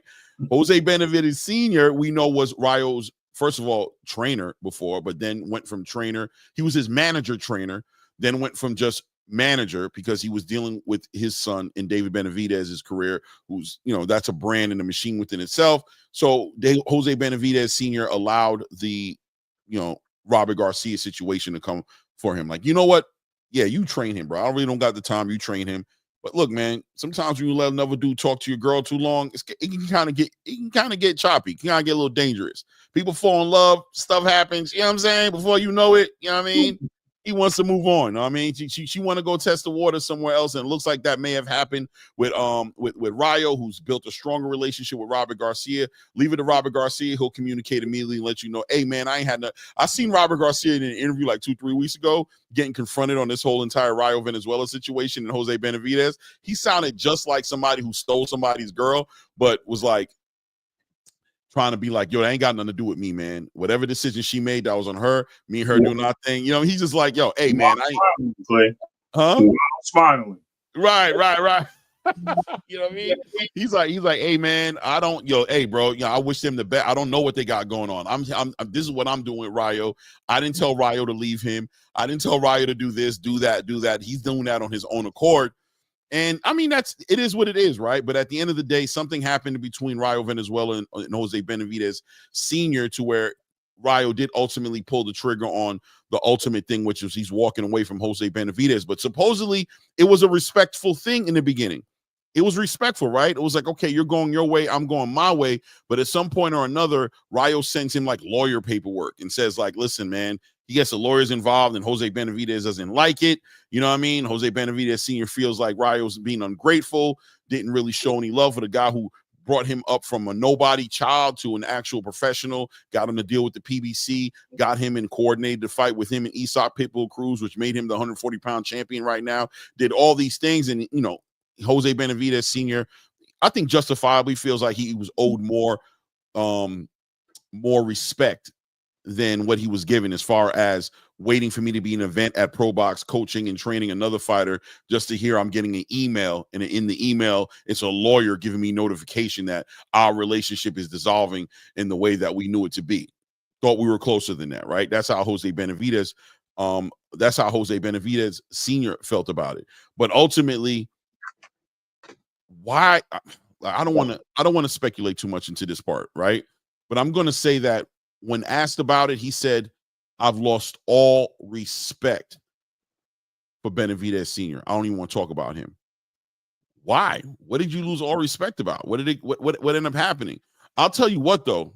I did think it was interesting that Isak Pitbull Cruz and Rayo Venezuela were supposed to fight each other in a rematch. That would have been a big fight and a big money fight for Rayo, because Isak has a crazy following, and that fight did so well. The sequel is just going to bring out a lot of people. All of a sudden, we saw on the David Morrell card, conveniently enough, David Benavidez card, that Isak actually ended up fighting Angel Fierro. And now we're looking at Rayo Venezuela fighting Gary Antoine Russell, coming off of a loss against Alberto Puello, gets right into another championship fight. Does anything smell fishy here for you, or is this just the normal boxing? What's going on? It seems like there's some trickery going on, which is cool. But I'm going to tell you what I believe. You say you don't want to speculate, but what I believe, I'm going to. There's no other choice. We don't know. It's unknown. I believe that he was trying to force that fight with Tank. He wanted that money. He wanted that bag. And Rayo's like, yo, I'm not ready for that fight. You heard when they interviewed Robert on the same situation during the same time. Robert's like, nah, you know what I mean? We'll do it, but not right now, whatever the case may be. Rayo's, you know what I mean? He might be rematching Pitbull. That's in the works. He sent us the offer. They sent us the rematch clause, and they signed it. So, you know what I mean? That's looking like what we're focused on. And what do we get? No, man. Go get this money, go down to 135, relinquish your belt. What? Bro, I fought my whole life like, to be a champion. You want me to do what? You heard what I said. Go back down there and fight this guy and beat him. I'm your manager. I don't think so. We're moving here. I can do things here. I can make my own money here. I don't care. I'm telling you, we need to go save and be a part of this company. The company wants this fight. You need to go be this guy. No. Okay. Well, you know what? I'm done with you then. Okay. So be it. Robert, what do you think I should do? Listen, man, if that's not what you want to do, you got to make your move. I'm just going to stay at it, but that's what you need to do. You do what you got to do. You think Robert might have hit him with a, hey, man, I can't tell you what to do. If it was me, I keep my belt. You think he hit him with one of those real quick? If it was me, I keep my belt. I ain't going to lie. I'm not giving him my belt. But, hey, man, whatever you want to do, I'm just your trainer. Right. It's an easier opportunity up here. I'm just letting you know, instead of losing that weight, fighting to stay in that weight when you're already comfortable here. That's just my opinion. But, I'm going to stay out of this. You know what? You're right. You know anybody? Yeah, call my boy. Go in there on the calendar, next to the calendar on my court board. There's a number, a manager there. Go talk to him. He's got a lawyer. He'll get you together. Don't worry about it. Yeah, we got this. Now I'm gonna play. I'm gonna play. I'm not. It's not devil's advocate, right? But I'm gonna be a little bit of a devil's advocate to say, all right, well, look, right? So Rayo Venezuela. So and just to kind of paint the picture for everybody in the building here. Tank Davis seems to be involved in this conversation is what we're talking about, right? We're talking about Tank Davis looking for a dance partner at 135, being offered to Rayo Venezuela to come down to 135, probably via Jose Benavidez Sr. That's who they're going to offer it to, who's going to be his manager. Jose Benavidez Sr. potentially, maybe, we're just speculating, pressuring a little bit towards Rayo Venezuela to go ahead and cut that weight and make that fight happen in that little bit of time because of the opportunity that's there to make a lot of money, clearly. Because don't get it twisted. As a manager, Jose Benavidez Sr.'s biggest payday aligns up with his fighter's biggest payday. Don't get it twisted, right? This is business first. There's a lot of money. There's a lot of money being made here. Jose Benavidez Sr. has invested a lot of energy and resources into the development of the product we know today as El Rayo, right? Into that product. He's invested and supposedly, according to Jose Benavidez Sr., never really recouped and never even complained about it. But here's the opportunity that comes across the table for Jose Benavidez to potentially recoup on this long-term investment that he does. And here Rayo is being resistant to it, saying, hold on, man, I like it up here at 140. I just got a belt. Me and Isak are going to probably do a rematch to get a whole bunch of money. What's the problem? Robert, am I crazy? Hey, man, listen, I'm a trainer. I don't do nothing. But if you asking me, I'll tell you for sure. Listen, if it was me, I would keep my belt. But I don't know. It's not my business. I don't know. What? You need a lawyer? You need to talk to a manager? Listen, I may know some people. Maybe I know some people. Maybe I don't. I don't know. Maybe I have a number over there on my calendar. Maybe I do. Maybe I don't. Maybe you walk over there. Maybe that number's right there. Maybe his name is Oscar De La Hoya. Maybe his name is Bernard Hopkins. Maybe his name is somebody. I don't know. But, if you were to go over there and get the number, what can I say? Listen, man, I got to go work with Virgil right now. I'll leave you in the office. You take your time and think about what you want to do. Boom. You know what I mean? He didn't do nothing, but he sounds like he did a little bit.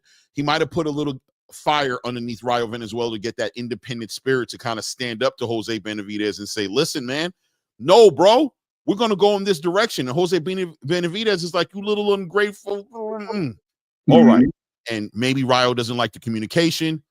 He goes ahead, he makes a step to go and separate from him. And all of a sudden, Isak Pitbull Cruz is off the table. His biggest paydays. All of a sudden, Isak doesn't want to do the rematch. All of a sudden, Isak is not interested in the rematch. Isak is on a David Benavidez undercard that Samson Legowitz is financing, not necessarily the PBC. All of a sudden, he's fighting Angel Fierro for a decent payday, and Rayo's out in the dark. He has nothing on the table. And who does the PBC put in front of him and say, hey, man, I got a fight for you? Gary Antoine Russell. Some people might say a spiteful move by Jose Benavidez Sr. and the PBC. Hence, maybe a disgusted Rayo Venezuela, who at this point lost all respect for Jose Benavidez Sr. Or it could be something else.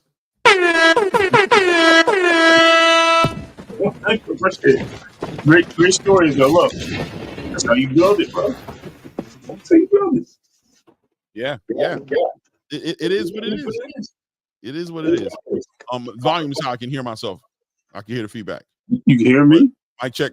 No, I'm good now. I'm good. Okay. Crazy, man. So listen, man, Rayo talks about the future of his career. They brought up Tank. He said he's willing to fight Tank. He said, come up to 140 pounds, though. He's made that clear. That's an opportunity for Tank, right? I mean, we talk about Shakur Stevenson. We talk about Keyshawn Davis being options for Tank, but another option for Tank is for Tank to go up to 140, right? Rayo Venezuela, who holds the WBA title, who, that's an easy transition for Tank to be able to go up there and challenge for that title, not to mention even Gary Antoine Russell, I think, would sell. I'm going to ask you straight up, Rayo Venezuela versus Tank or Gary Antoine Russell versus Tank, fight-wise, is that checking the boxes? Is that legacy-worthy fights for Tank? Is that a big challenge for Tank that may check the boxes? Yeah, absolutely. We for sure know that. Why? Because they're positive moves in the right direction, right? For a fan base. Right. We see a challenge. Everything, and maybe I'm not the only one that thinks this, but I mean, we can get the chat involved if they want to listen and tap in 1 or 2. If they feel like no, put a 2. If you feel like yes, put a 1. But I think in boxing, in any sport, the opportunity of being the best is challenging yourself and providing the right competition. And I mean the right as in something that's going to test you and bring the best out of you. I think just by moving parallel and maybe subpar, those are things that can come up and bite you like a piranha. You know what I mean? It's still fish, but it can tear your ass up, and you never know when it's going to happen. Mm-hmm. But at the same time, you want to go out there and give fisticuffs with a shark in the deep blue sea. You know what I mean? Right. Sometimes beating that shark, you know what I mean, it helps you and makes you feel better because you challenge yourself. Now we go from a shark to a killer whale. Now we go from killer whale to a blue whale. You know what I mean? Like we just keep pushing ourselves to the next level. And I think that's what a lot of us in confronting these things, especially with Tank moving up to fight one of these guys, would be. I think this is the test. This is the ability for him to test himself. Rather it's somebody that's a champion at 135 that we believe that gives him a hard challenge, or they're moving up in weight at 140, which we already know he doesn't like it there. But you know what? He's getting older. So when you get older, things start, right? Weight cut, slowing down and movement and things of that nature. And all that, right? Moving up, guess what? I can make that transition now. I'm willing to take, I can adjust to the power up there. So the challenge, and that's what the key is. And I think that would be the right move, in my opinion. And yeah, I agree. Now, did you hear Barry Hunter speak about Tank potentially? He said basically he'd like to see Tank against Monster Inoue. He kind of brought that back up again, which I'm not too sure how I feel about that. What is this? For me, the scenario with him fighting Monster Inoue would be Tank fighting a catch weight of like 127. You know what I'm saying? I think that's the only fair thing to do with a Monster Inoue. If you bring Monster Inoue up to 130, it's not the same fight. It's not the fight that we want to see. Yes, the names are in the ring, but the fight isn't the fight we want to see. It doesn't count. 130 is just not good enough. Monster Inoue is small. 126 is going to be a big enough jump for him. I think we spoke about it before. I think Monster Inoue takes his first loss at 126. I think in that division, there's a loss in there for him. I don't think he sweeps that division and becomes an undisputed champion at 126. You bring him up to 130. I mean, Barry Hunter was pushing the idea that we sleep on Tank's ability to cut weight, saying that Tank is actually not a 135 pounder.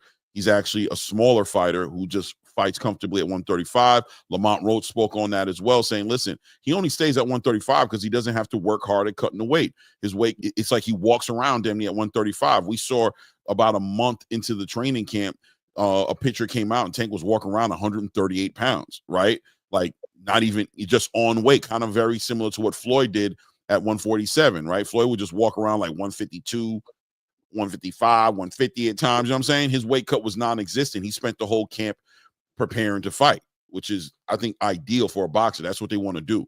You don't want to spend a large portion of the camp on a crazy diet. You know what I'm saying? To cut 40 pounds to get on point to fight, But ultimately, if Tank were to go down, let's say to a catch weight of like, let's say 127, 128 to fight Monster Inoue, let's say he did that.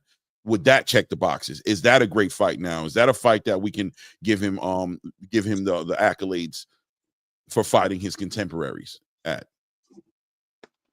If he cuts the weight. If he cuts, I mean, yes. I could do that too. But in a way though, like yes, I could see the Inoue fight happening. I think Inoue would be a great challenge either way. But I just think that's also a big power game for him to try to knock out Tank. Right. I mean, though he has great footwork, great matchups, great styles and stuff of that nature.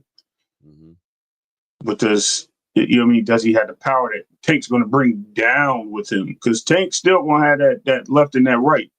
You know what I mean? So He when gonna have it, yeah. But he's gonna be depleted. He's gonna be depleted down there. Right. Yeah. You know what I mean? But and that punch resistant too, right? They'll still have that power, bro. I think it'll be that'll be normal for Tank. That'll be his rightful place, right? I think so. 130. That's why he can easily fight a 130 pounder and be successful. That's why he's so comfortable at 135, as you mentioned. It's 5 pounds. I think he can definitely do it. But anyway, moving up, he would definitely have to take a fight there. He can't just jump up and just be like, "Yo, I'm gonna fight somebody at 130." Right. Because I fight Tank at 130 because it's going to be a mismatch. Like I said, the footwork's there, the boxing ability there is going to be a chess match, 100%. But when he punches Tank, is it the same as when he punched Stephen Fulton at 122? That's the question. Yeah, man. Interesting enough, man. Bottom line is the more and more you look at it, Tank has options, right? He doesn't have to go in one specific direction. He can obviously deal with his contemporaries in his division with Shakur Stevenson and Keyshawn Davis. He can go up in the 140, challenge for a title up there against the winner between Rayo and Gary Antoine Russell, or he can cut weight, go down to like a 127, 128 type of catch weight situation, probably with some sort of a rehydration clause, and make a big mega international fight with Monster Inoue, which would honestly be a mega fight, right? Like that would be a mega fight on an international level. That's probably the biggest fight Tank can make. What do you think? Monster versus him fighting Shakur or Keyshawn, because that's clearly stateside. That's the biggest fight in the world for everybody here in America to see. Is him in the ring with either Keyshawn or Shakur Stevenson. But on an international level, on a huge stage, on the biggest stage possible, Monster Inoue is probably the bigger monetary wise fight. Yes or no? No. I think his biggest fight to date, regardless of who it is, United States or global, will be Lomachenko. Bottom line. Brother Loma gets in the ring. Bigger than Inoue? Absolutely. Inoue is a mega international weight class undisputed champion star, bro. Lomachenko is somebody with a bad back, up in age. Okay. I mean, he's checking all these boxes. Like, I mean, I think I would have agreed with you like 3 years ago. Like 3-4 years ago. But right now, I don't know, man. I'm gonna take it back to you, Clay, to September. Was it not September? We're gonna take it back to June, July last year, when you said, I think Loma poses problems for Tank. Yes. I think Loma has what it takes to keep Tanks off balance. Right. I think Loma will give him a stylistic nightmare. These are the things I recall you saying. So nothing has changed in it. The only thing that's changed is I don't think it's his back. I promise you, I think they offered him the same low amount that they offered Lamont. No back in pay-per-view because you're not used to making pay-per-view. So we're just going to give you this check and you're going to walk away. Loma like, hell no. Man, you trying to put me in the ring with this dude when I called about or wanted to fight him 6-7 years ago. Now you want me to fight him and I'm on my way out the door? Right. No, but Loma, I still think poses a really big threat. It will be a big money fight. As far as internationally, like between the two fights, I think Shakur is the next biggest thing. Maybe before Keyshawn, I would give it to Inoue, and that's globally, that's worldwide, because we have. I agree with you a little bit on Shakur. I mean, let you get right back at it, but Shakur's starting to get an international exposure. Being on that rehab card, they're loving him over there. He's talking about buying a house out in the UK. He wants to buy a house out there in the UK. They're loving Shakur over there in the UK on an international level. So he is adding some like incentive there for the Tank and him fight to go and happen, because it's starting to become more of a global thing. Right. It was already there, but I think it's just starting to take an international face to it now, where it was very like us. Now, you know what I mean? Like it was very much like, we know why we want to fight. The community, the boxing space in America wants to fight, but you know, internationally now you're getting UK involved in it. You're getting Eastern Europe involved in it. You're getting Saudi Arabia involved in it. You got this international look to it now with Shakur being the guy that could potentially beat Tank. Everybody kind of wants to see this fight. Right. So, right. And with that being said, remember, Shakur already had international exposure. He was an Olympian, bro. Mm-hmm. That brings a big part to international exposure. A lot of people don't realize that carries weight. Not to mention, you're hearing it. You've been hearing it for a long time. We have co-hosts, partnerships that people come up from New Zealand, right? Mm-hmm. We have people that we talk to from England. We have people that we talk to from different parts of the world, right? Australia as well. And they talk about Shakur and Tank. So it ain't no mystery that that's not a global event. And this is back in March of last year. We were talking about this fight with these gentlemen, except for boxing, live sports talk. I got to get his name right. Excuse me, no disrespect. Oh, you talking about fight sports, boxing, whatever you talking about from New Zealand? Right. Yes, thank you. I don't know why I've seen the letters, but it ain't translating. Listen, they're all saying the same thing: Shakur, Tank. I think, in a way, when posed the question, would he fight a Tank? You heard him say, "No, I don't think so." I mean, look, Inoue has the deal. He's an ambassador of Saudi Arabia, Riyadh season now, and so is Shakur. Shakur, just by the way, if you guys aren't aware of it, just extended his deal with Eddie Hearn. He's gone into a long fight deal, multiple fight deal with Eddie Hearn. By the way, I don't care what anybody says. I love what Eddie Hearn's doing. I don't give a damn. I love the way he's proactive. I love the fact that he was right there and he almost got hit with some of the egg by Conor Ben. You know what I mean? He's just right there. How many promoters are really present the way this guy is? And I think that's what won Shakur over, right? Like Shakur was like, nah, dog, I'm riding with dude, bro. Dude right there with me in the trenches, bro, making it happen, bro. Like, you just got to admire what he's doing right now. But the more and more so these fights are coming up, when you talk about Shakur, when you talk about Monster Inoue, these are fights that are pointing in the direction of Turkey, right? Like Turkey, the paydays that Tank's going to be looking for. And unless Amazon steps up in a big way and just opens up this budget and gives him the way to facilitate these big paydays, it seems like Turkey's inevitably the one who's going to facilitate this. You know what I mean? I would probably think I'd see Al Heyman or, whatever the PBC representatives are, paint this as more of a collaboration, obviously. And I don't mean paint it in a way like to make them, but, they'll probably jump in front of him and be like, what we're going to do? We're kind of forced to collaborate and cross promote. So, we're all going to put our resources together. But let's be real. The payday, the purse, the money in the escrow, the millions and millions and millions and millions of guaranteed money that's going to be paid up front. I think we know who's going to be fronting that bill. Right? Like, without a doubt, it is what it is. I mean, we talk about bringing somebody up from 130 to 135, and bring somebody up to 130 from 122 that's going to be diabolical in itself. I think it's going to be a catch weight. I think it's going to be 127, 128. That'd still be bad, bro. It's just not a good look. You got a 135 pounder moving down to 127, regardless of how it looks. Right. He's bringing somebody smaller up, and they're gonna criticize him. Even though it's the monster, even though I think it's still a great name. How the trumpet says, right? The Godzilla sound. And you did it again. Please don't do that. You look like the brown version. You look like the brown version of the dude from the Goonies, bro. Look. Everybody, hey, you guys. You might have to continue it, Clay. Hey, guys. It is what it is, right? Well, I'll tell you this, though, right? I think Shakur, specifically, I think the story is something that's priceless, that you can't buy. The story between Shakur and Gervonta Tank Davis. And I think that's something that no matter how big of a fighter that Monster Inoue is, no matter how, competitive and big of a fighter Tank is, there's no story there, right? That's the part that's missing, the buildup, the story, that's what's actually missing here. And that's what just can't be replaced. The bigger fight to me, I was being devil's advocate. I was bringing it to the table, entertaining all these things. But I'm be real with you. Nothing is bigger than Tank Davis versus Shakur Stevenson. Nothing. Right. Nothing is bigger. And the second to it, in my opinion, would be Keyshawn, because that tension is there. And then Lomachenko was that. But I just think that bad back situation and him, the lack of activity, I don't know, man. That seems like an outdated fight. It's a fight where I don't know.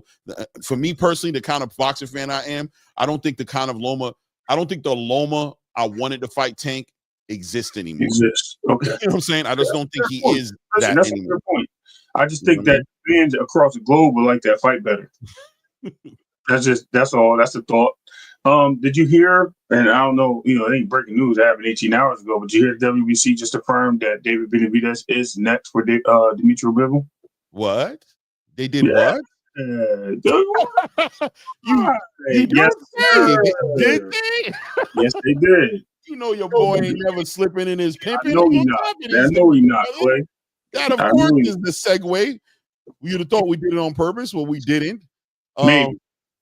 You know what I'm saying? What did I say? He said, Clay, you double talking. Listen to what you said. Let me lay what you said out. Okay, lay it out. I'm looking to see what I said, man. I might have double talked, bro.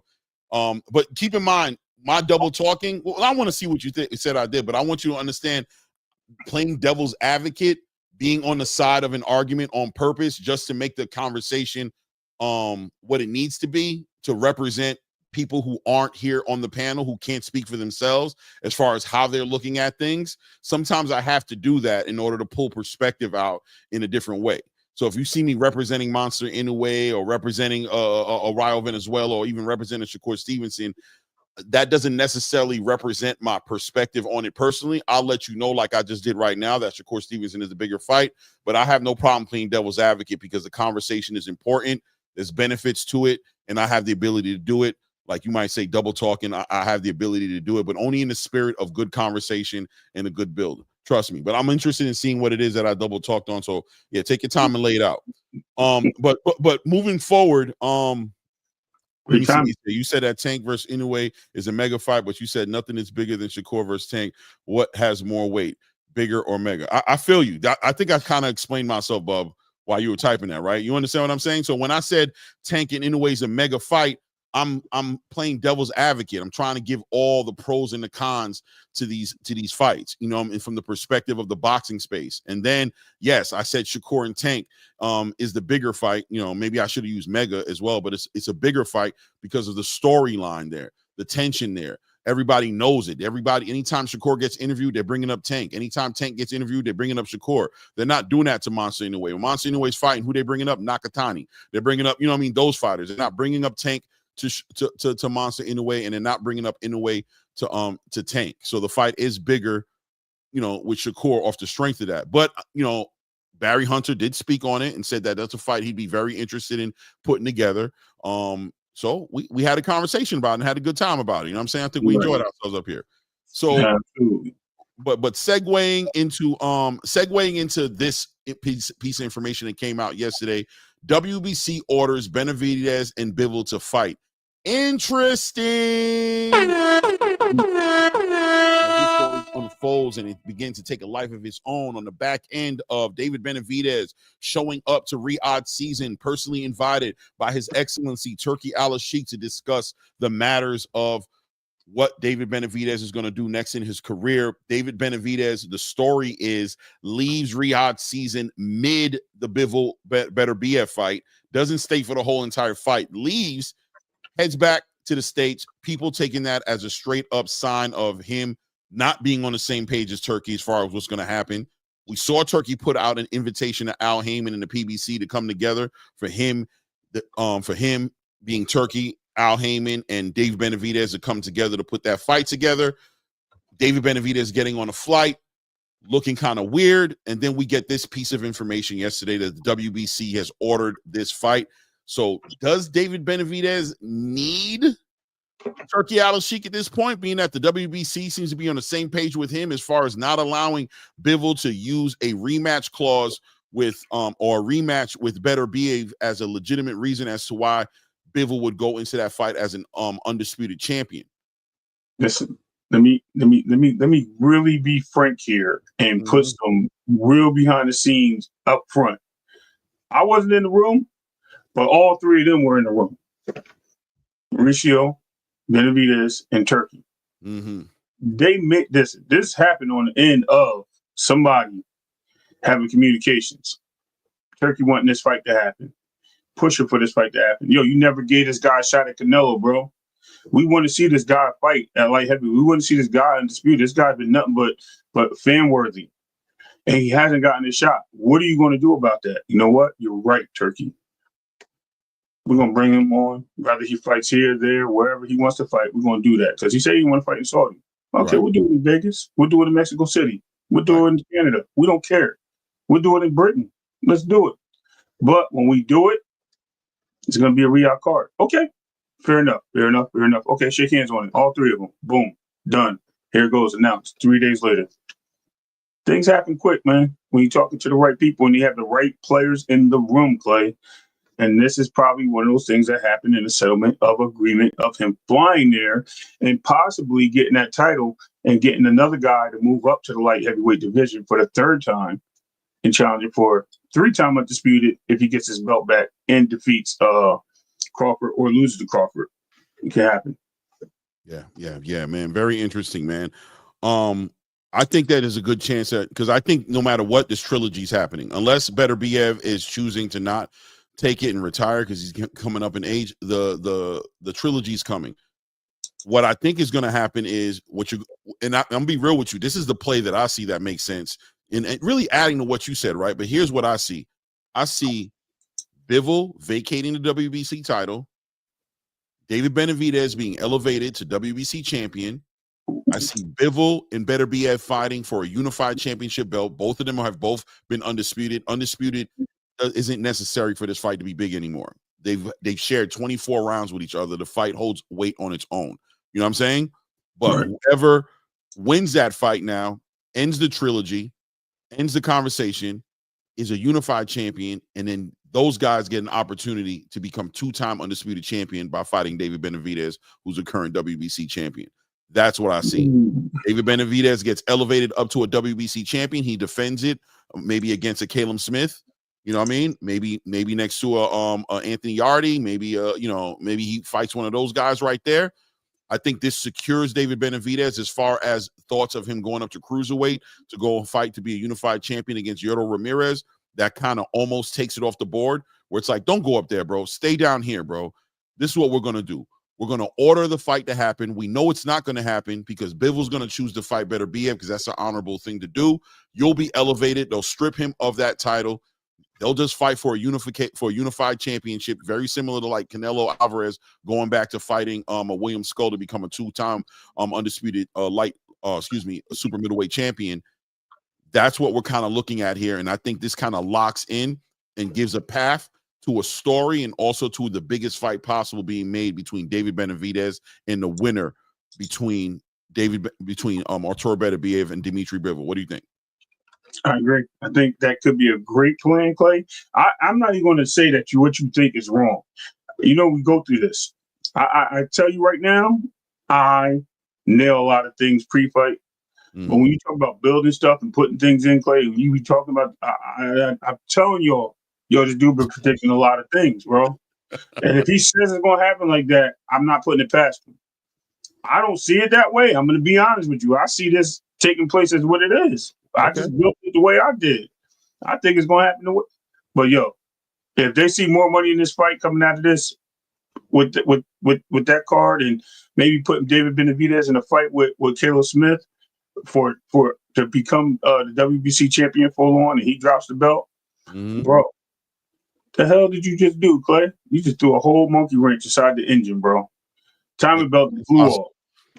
I think it's chess not checkers. Shout out to Bub Boxing. It says Canelo going to want in on the undisputed from and that's this also. Listen, man, I agree with you wholeheartedly, and I think this is a major piece in the game, which is Mauricio Sulaiman, Turki Al-Sheikh have a lot to do with what we're seeing right now, and I think the game plan has been made as far as David Benavidez being part of one of the biggest fights he could possibly be in. And you bring him up in that conversation and you find a way to make him a full WBC champion. He's now a key to anybody who wants undisputed. And I'm talking about even if Canelo gets involved in the conversation and fights Bivol, it doesn't matter. If Canelo collects the unified titles and beats Bivol, he now needs David Benavidez to become an undisputed champion. You force him to play by putting David Benavidez into position right now. David Benavidez can keep himself busy. There are fights there to be made. Turkey can facilitate big paydays for him. The PBC and Turkey's relationship is being bridged by this situation. And that's why I keep telling the fans of the PBC and Tank and everybody who wants to make it a Turkey versus, this doesn't exist. Al Heyman and the PBC are just looking for the situation to be right. They're looking for the deal that makes sense. This is starting to come more and more full circle as Amazon, as you're putting the pieces together, as you're seeing Tank Davis and Al Heyman come together. Tank is communicating that him and Al have threatened to retire and do things of that nature. There's clearly a negotiation still in progress between them and Amazon. That deal has not been finalized yet completely. And when you're hearing rumors of these guys potentially going in their separate ways in the summer, Turkey Al-Sheikh offers the biggest, most lucrative bag of money for a promotional company right now, or for fighters on a fighter-to-fighter situation, right? How do you do it, though? We're not just going to hand David Benavidez over to you. We know that's not going to happen. We need to come to some space to where it makes more sense and we're making the biggest fights possible. David Benavidez is currently, and shout out to David Benavidez because it's his time, man. The David Benavidez era begins, guys. That's what I believe in my heart. I believe David Benavidez's reign in boxing as a face of boxing is getting ready to take place. You're going to start seeing the pieces move. It's going to make sense more when it's all said and done, but I got a close eye on it. I believe it's moving that way, and I think you just got to be patient and watch the pieces play out. But all the people who need Turkey to fail, this might not be the best news you want to hear. But on the other side, watching the PBC finally get on that move to where they begin to take their place as one of the biggest platforms again in the space and taking it in a big way, it's great news for you if you're able to see outside of the box and see how this comes together. The PBC has been working with with Riyadh Season from time to time. They do things. You saw Carlos Adames, you saw David Morrell, you saw Isaac Cruz and Rayo Venezuela. You're seeing what I want you guys to understand is you're seeing something that in front of your face, there's already been enough that happened to make y'all stop saying that Turkey's trying to undermine the PBC. I mean, when I hear you guys say that, I think it's some of the most ridiculous things I've ever heard, right? Like, clearly the PBC in Riyadh Season have no issues with each other. But Al Heyman, being the intelligent businessman he is, the powers that be over the PBC being as calculated they aren't going to go in and lay down for the same deal that a Top Rank, a Golden Boy, or a Matchroom took. They're going to have their deal customized in a way to allow them to have independence and freedom, but also put them in position to take advantage of the resources that are there for Turkey. Benavidez is the key. He's the bridge. He's the bridge to this whole situation. I'm excited to see how this turns out, but I'm telling you guys, I think it's the David Benavidez era that's getting ready to begin. He's about to become the face of the PBC. He's about to become the face of the PBC. I'm telling you, watch. He's going to take Canelo's spot. That's what I believe, man. It is what it is, man. Bring the numbers with him. Yeah. Fans, yep. I agree. Man, what a great today was a great build, man. Shout out to everybody in the building. I think we had over 100 people in here at one point in time. Awesome, by the way. Just crazy, you know what I'm saying? If you haven't subscribed to the channel, please go ahead and subscribe to the damn channel. Stop being a damn weirdo in my window. I got hints on my window anyway. You ain't gonna see my ass out in the air. I'm not gonna get changed in front of you. Stop being a pervert. You might as well just knock at the front door. Let me let you in, bro. Hit the subscribe button and get in on the conversation. Stop all the weird perverted energy. You know what I'm saying? Keep it. You know what I'm saying? I need you to bring it full circle and not be a weirdo, man. You guys are tripping me out with this. Hit the like button. Help out the algorithm and subscribe to the channel if you haven't done it yet. It's about that time. Ray, what the hell did you just put up there? Is that Tank? That is Tank. It's Tank week, bro. Oh, okay, man. That's kind of weird looking, bro. He got his all his shirt off and everything like that. I don't know, bro. Oh, now we going there. You just talking I'm just saying it's a weird looking picture. I don't know, bro. It just kind of looks weird, bro. It looks like tinted window. Tank got a lot of pictures with clothes on him, bro. That's all I'm saying. He got a lot of pictures. Man, he's a boxer, bro, and that's a boxing. You don't even look like a boxer right here, bro. You're kind of weird, bro. I don't know, bro. It is what it is. Okay, so you know what? Right, Robert Chandler, just a little suspect, just a little bit. I said you hating, bro. I don't know. Hating, my bad, I'm bro. I hate, bro. Listen, man. You're hating, Clay. Somebody else might tell you. You're hating, Clay. Sorry, bro. I don't know. I don't know, bro. Just kind of look at it. It is what it is. But I ain't mad at you, bro. Hey, bro, I got love for you either way, bro. This how you do it. This how you do it, bro. Funny, bro. I love you for you, bro. I love you for you, bro. Period. You know what I'm saying? Hey, man. Shout out to the chat, man. We went over 100 people in the chat, man. Shout out. Salute. Big horns for y'all. Everybody.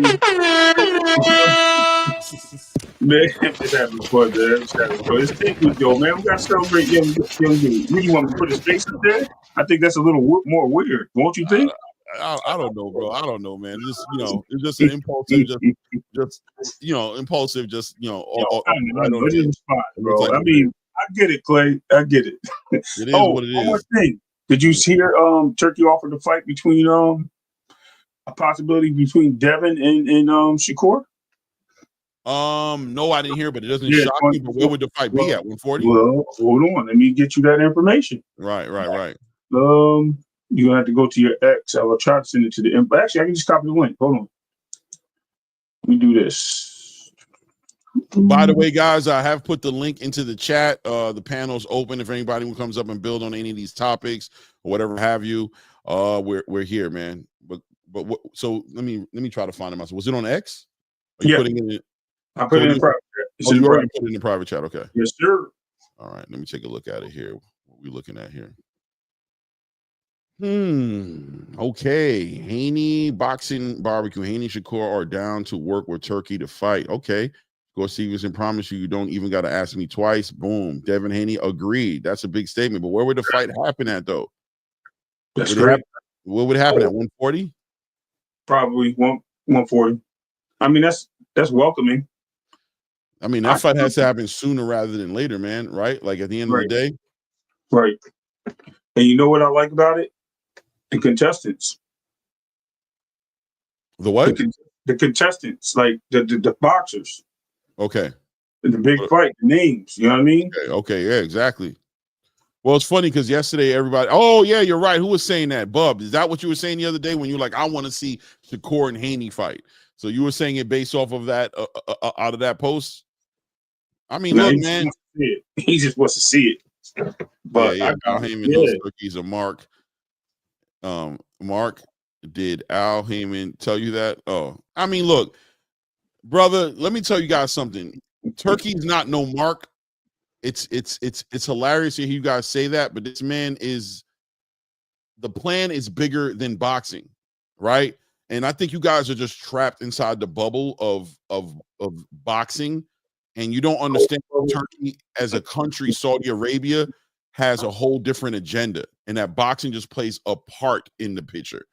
So what Turkey's doing in boxing, he's not no mark, bro. His main objective and mission is to build these relationships up and facilitate a space for the biggest fights to happen in the world, bro, in Riyadh. And if not in Riyadh, have Riyadh season attached to the name when the fight happens, wherever it happens at. That's his mission. And they've already allocated money and a budget for it. That's what they've already done. And they're working inside that budget. And as long as what they need to happen is happening inside of that budget, the money is being spent the way it's supposed to be spent. It's like me giving you $500. It's like me giving my daughter $500 to go to Disney World with her friends, right? For spending money, right? Let's say she spends only 150, 200 of it, right? And she bags 300 and she comes home and now she has $300. I didn't get got. I already allocated $500 for her to spend. If she only spends 150, 200 bucks and she has $300 in her pocket, God bless her. I didn't get got. I gave her 500 because that was what I gave her. It had nothing to do. My pockets didn't break. My electricity didn't go off. My mortgage did not get paid. My car is not getting, you know what I mean? My lifestyle didn't change. I gave her what I had to give her, and she choosing to spend it the way she want to spend it. That's her business. So there's no, profit, you guys there's no profit happening. You don't know what the profit is. You don't know how much the city is making in hotels and tourism and people just in town staying later, coming in earlier, all those different things that they're pulling in that they're counting into their budget. They're counting that into their profit margin because they own the country. Could you imagine if the MGM owned Las Vegas? That's how you need to look at this, right? If the MGM owned Las Vegas, right? The whole city of Las Vegas, and they were bringing in fights that happen at the MGM. The MGM doesn't have to be profitable to make the MGM profitable. Vegas being profitable makes MGM profitable. So what's happening in the building is just a piece. It's just a piece to the puzzle. It's not the whole thing. That's the difference between what Turkey Al Sheikh's doing and let's say a PBC's doing, or a Top Rank, or a Matchroom, or a Queensberry. They own Saudi Arabia. They're making money off the whole entire city, making money. I mean, it might go over your head. I don't know, man. It is what it is. You know, you can't make it up. Exactly, 2 cents. What's good, 2 cents? Salute. Exactly, 2 cents. If you think you're coming up on me, 2 cents, I'm not going to use you because you're married. But if I take a woman out, you know what I mean, and I spend a bag on her and I get her Gucci'd up, Louis'd up, put her in a crib, do all this type of stuff, and I'm a damn multi-millionaire, damn near billionaire, you can go ahead and keep telling your little friends that I'm stupid if you want to. But the reality is, it don't mean shit to me. You know what I'm saying? And trust me, that ass. You know what I'm saying? You trust me. You might be selling yourself cheaper than you might realize because you're dealing with a whole different baller, right? You think you coming up, but the reality is, you know what I'm saying? Right. If I ain't shooting your club up by the end of the week, you heard? It is what it is. Yeah, there you go. It ain't tricking, bro. It's just that you ain't built like that. You ain't seen it that way, and you're trying to count my pockets, and it's a waste of your time because my pockets is in a whole nother zip code, whole nother hemisphere, whole nother time zone. You know what I'm saying? It's dark where I'm at. It's sunny where I'm at, and it's dark where you're at. When you're sleeping, I'm up getting it in, and when you're up, I'm sleeping. It's just a whole different conversation. How about you just enjoy the shopping spree? You know what I mean? Enjoy the clothes, enjoy the car, you know what I'm saying? Enjoy the house. Why don't you just enjoy the perks and stop trying to count my pockets? You just not built like that to count my pockets. Stop it. Damn. Have a good time, man. Enjoy what I'm doing with you. Enjoy it. And on that note, I do. Oh man, he said, save all that nonsense. The mark is a mark if they have it or not. All right, Hunter. All right, bro. Okay. It is what it is. Yo, he's funny, bro. I like that guy, bro. I don't know. Hey, man. McCauley probably thought he was coming up and tricked himself out of position. Great analogy. Did he? I don't know, man. He's in with the boss, man. I don't think he tricked himself out of position. I think he's okay. I think the boss told him he's okay. He still got his fight in Mayweather Jogba. He just has more money in his pocket. He might have lost some space in the rankings, but, you know, the heavyweight division, those things move around aggressively. It's tied up right now at the top with the belts, with Usyk holding all the belts. By the time that gets ironed out and Daniel Dubois has his fight and G. Caballel and Joseph Parker have their fight, you know, I think more like he's going to iron himself out and Bakole will be right back in the conversation because they want Bakole there. So they'll find a way to put him there. Yeah. So anybody coming up? What do you think? You know what I mean? He said from the perspective, that's a mark. I don't know, man. I'm trying to tell you, man.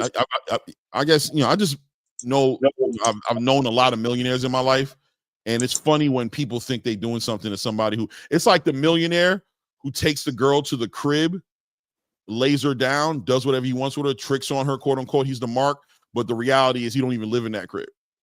You know what I'm saying? So it's like you never, you know what I mean? His real life, you never get a piece of it. He's allocated a budget towards convincing you that you're coming up. And he's not convincing you are coming up because you had nothing going into it, right? And he's blessing you. But is he the mark ever? Isn't he the most respect?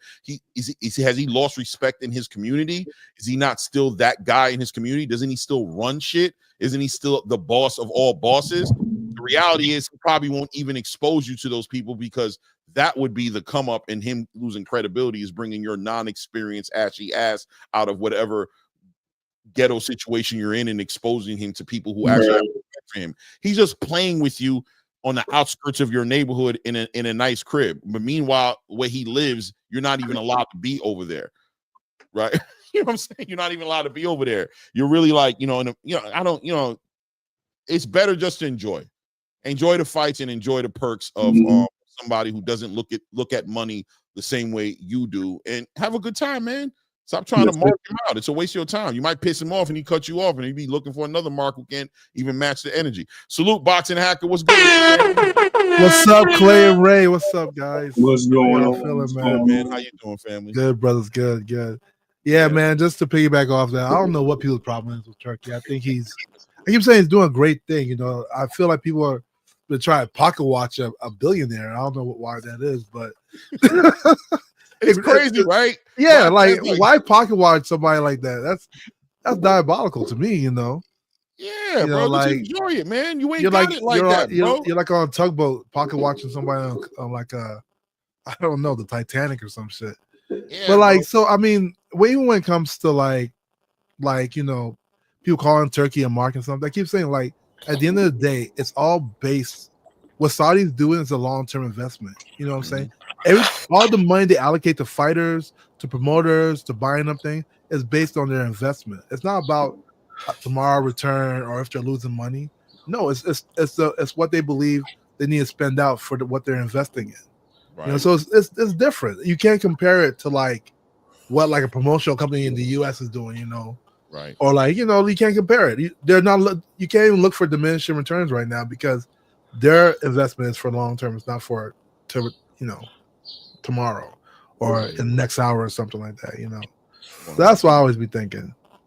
Yeah, no, it's the truth, man. You know, it's they say it's out of your it's above your pay rate, right? Or is that the word? It's above your pay grade, whatever have you. Certain things is above. I think, you know, as fans, we get to tapping into these conversations that are really above our pay grade, and you know, the humiliation comes in the end because, you know, what you deem success is not even on this guy's radar, right? Like that would be a failure for him to aim at making money. I don't think there's any amount of money there for him to make off boxing that's equivalent to what he's trying to do as far as representing a country's vested interest, right? It's like, what is boxing going to do for the American government? You know what I'm saying? Like, or for the Saudi government? No, it's about the whole entire country benefiting off it. It's about tourism. It's about the city being popping and busy, making money from all different areas. Who's sitting here building strategies on having a country's wealth be affected that significantly by boxing, right? That's a person's wealth. One person can't even get it. You know what I'm saying? That's a person's aspiration, not a country's aspiration. You know what I'm saying? Boxing is what a person plots on. Bob Arum becomes, you know, is caring about the money he puts in and out of boxing. Eddie Hearn, you know what I mean? Al Heyman, like these people are thinking about that because that's what they do, right? But somebody like Turki Al-Sheikh, who's representing Saudi Arabia as a collective, as a conglomerate, right? And as a country that's already sitting on trillions of dollars, one of the richest countries, if not the richest country on the planet, what does millions of dollars look like as a profit for them? That's more, I'll tell you what, on the real spectrum of things, the time allocated behind making those $1 million is probably the most costly thing to people like that than the act. You know what I'm trying to say? Like, I give you $100 million to give me my time back to make as much money as Saudi Arabia is making. Saudi Arabia is not looking at millions of dollars in and out and things of that nature. They're looking at trillions, billions of dollars. They're trying to replace their oil industry that's made them trillions of dollars. Trust you me when I tell you boxing ain't gonna do it. Boxing is not going to replace what these dudes make with oil. They're trying to gradually say, you know what? The world's going to become less oil dependent. They're heading into solar, nuclear, electric energy. They're finding all these different ways. Pollution is a big deal. Oil usage is going to become not as significant. We don't want to depend our whole entire economy just on oil. They're trying to replace that. Do you think boxing is going to replace that? No, but collectively with boxing, soccer, golf, Formula One racing, tourism, all those different things coming together, maybe it does. Just maybe, but definitely not just on the back of boxing. So damn losing a couple of $100 million on trying to build boxing up and make it a big sport. That doesn't mean too much to us as it does to you guys. You guys just have a very isolated, insulated vision on what wealth is. And people with wealth don't move like people who are rich. It's two different conversations. Shout out to Fight Sports Talk, man. Salute to you, King. What's up, guys? And yeah, it's this conversation is, it's funny because usually I'm the one who's thinking, oh, what's next?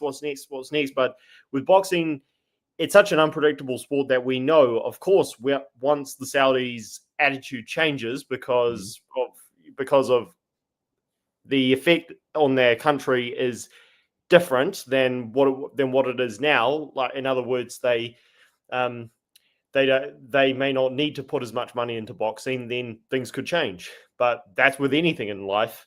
Things will change down the line. Boxing is unpredictable. It could go back to, we could have another Cold War tomorrow with networks not getting along and therefore fights not getting made. But until then, we can just relish in the fact that we're fortunate to have this now. I agree with you 100%. And I see somebody, shout out to Big Supreme in the building. Shout out to you, Big Supreme. He said, so are we advocating for Turkey to use boxing as a conduit for their agenda? What agenda? The agenda of their country being successful, of them getting rich? Welcome to capitalism. Welcome to what you've been living in it, brother. You know what I'm saying? Welcome to what every single country, including America, does. What role are we looking to play as fans trying to undermine their agenda to be successful? What the hell do I care? They're going to do it anyway. They're trying to be successful. What are we trying to do? Like, yo, we got to, are they like the rebirth of Adolf? Are they trying to take over the world and enslave your family or something? Like, what do you care if they're building their country up? Everybody's trying to build their country up in one way or another. They happen to have the resources to allocate it behind it. So what big moral high ground are you standing on to where you've become this advocate or rebel or revolutionary activist that is going to take down the superpower being Turkey al-Sheikh and Saudi Arabia becoming a big deal in boxing? Like, what are you getting in front of? Be a boxing fan and enjoy boxing and move on with your day. By all means, join your local NAACP as soon as you can.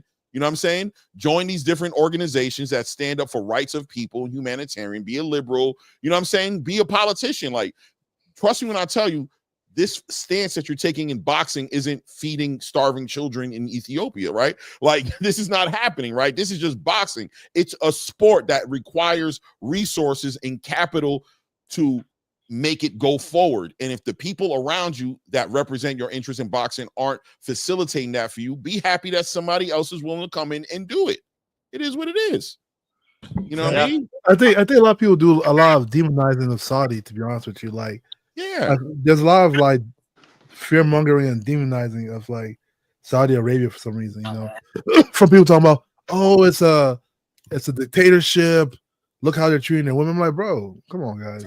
That's not our business. We're talking about boxing, you know. Right. And not to mention us supporting the boxing, supporting them doing boxing isn't, you know, like oppressing the women. They're oppressing the women if they're oppressing the women off the strength of their culture, not because we're facilitating.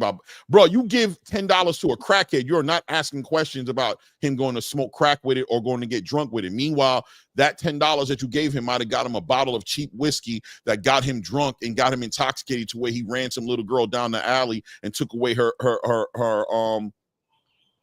you know, her privacies. You know what I'm saying? That took away her, what's the word? Get real dark. Yeah, you know what I'm trying to say is you're not concerned about that $10. That he's not going to get a Burger King Happy Meal. You're just doing it just to do it, right? So Turkey al-Sheikh is moving the way he's moving. What concern do we have about this agenda? What is the agenda? What's going to happen? The problem is, you want. The problem let is, Big Supreme talk. Go ahead. The problem is, bro. Like, it's like y'all don't want them to question like nothing they doing, bro. Like, there's gonna be some kind of resistance, bro.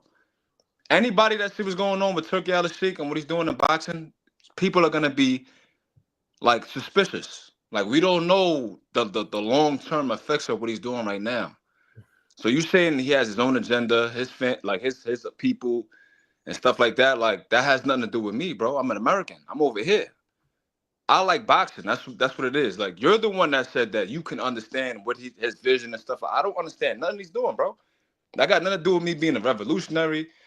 NAACP, like you said, Malcolm X. I'm just asking questions, bro. Like, you seem to have it figured out, bro. I'm just saying that's what we advocating for his people to benefit and their tourism and all that. Ain't you an American, bro?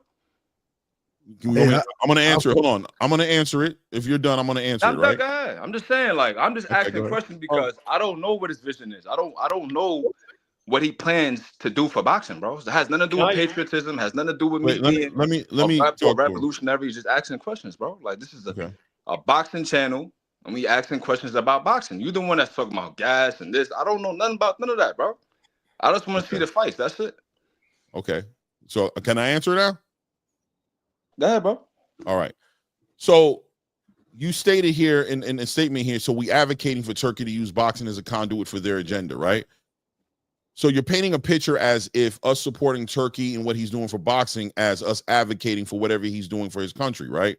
What I'm trying to communicate to you is that everybody's got an agenda.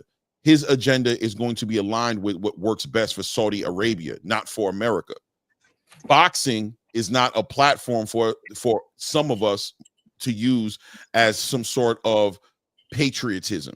Boxing is an international sport. It's a sport that's world. It's world championship boxing. Everybody gets in on it. It takes a lot of money in order for it to happen.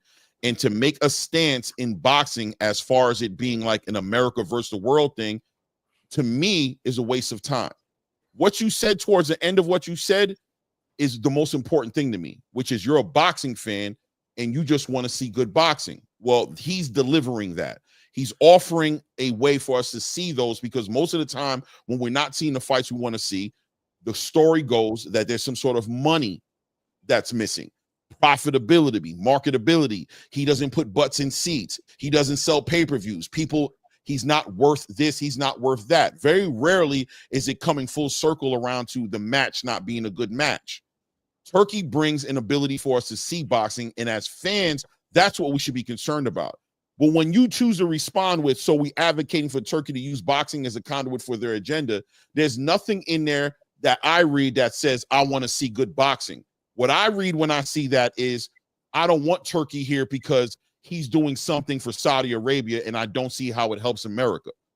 And that gets in the way of the big matches being made, because the money that you see getting spent, that, for example, Al Heyman is spending, or Bob Arum's, you don't know where that money's coming from. You don't know what foreign entities over here opened up an LLC or an S-Corp corporation that is funneling money through boxing, as boxing has been one of the most lawless, mobster, criminal-filled spaces in all of sports. You don't know what kind of money is being washed through and how millions of dollars. Exactly. That's what I'm trying to say, bro. That's what I mean about the agenda. Wait, hold on. So what I'm saying to you is that our concern can't be about you can't Saudi say Arabia. That, bro. You can't tell a fan to say, stay in the fan's place. Don't worry about what he's doing with his money, bro. I'm not telling you do nothing. You can do what you want to do. That's what no, you're I'm telling you. You're telling the fans I'm telling you. I'm telling you. I don't resonate with what you're saying and what thinking. I'm saying is, feel free to do what you want to do. But I don't resonate. Right? He's saying that he put out, let's say, for example, right, he had the Ring magazine. He put out intentional disinformation on purpose to see what the fans would think. So my thing is this, right? If you got someone like this, listen, if you got someone like this at the helm of the sport, what happens if he controls the sport, bro? Supreme. What happens if he manages to get a boxing league like he said with Dana White? So we should stop him? I'm not saying we should stop him. What I'm saying is absolute power corrupts absolutely, bro. You giving this man free reign to do whatever he wants. No, wait. Supreme, you really believe we're giving? Are we giving? That's basically what you're saying, bro. You're saying, no, Supreme, don't be so local. Don't be so local. Be international, right? We're not doing nothing. We're not stopping him. We don't have the power to stop him. We don't have the say in it, bro. There's nothing I could do could stop his plans. Exactly. That's what I'm saying. Enjoy the fight. That doesn't mean I can't question it, though. No, feel free to. That's what I'm saying. It has nothing to do with being a revolutionary. I'm going by what he's saying. Feel free to think how you want to think. It's a free country. What you eat doesn't make me shit. I really don't care one way or another. I don't mind it, but I'll let you know, frankly, I don't resonate with the thought. I think it's a waste of thinking power. I think enjoying the fights is more productive. But that's not the thing that I'm telling you. 5 years, I'm not telling you none of these fights. I'm not telling you. You don't know what he's going to do. He might get bored and decide not to be. Wait, Supreme, hold on. I'm not telling you what to think. I'm not telling you what not to think, but I am expressing my thoughts on what you're thinking.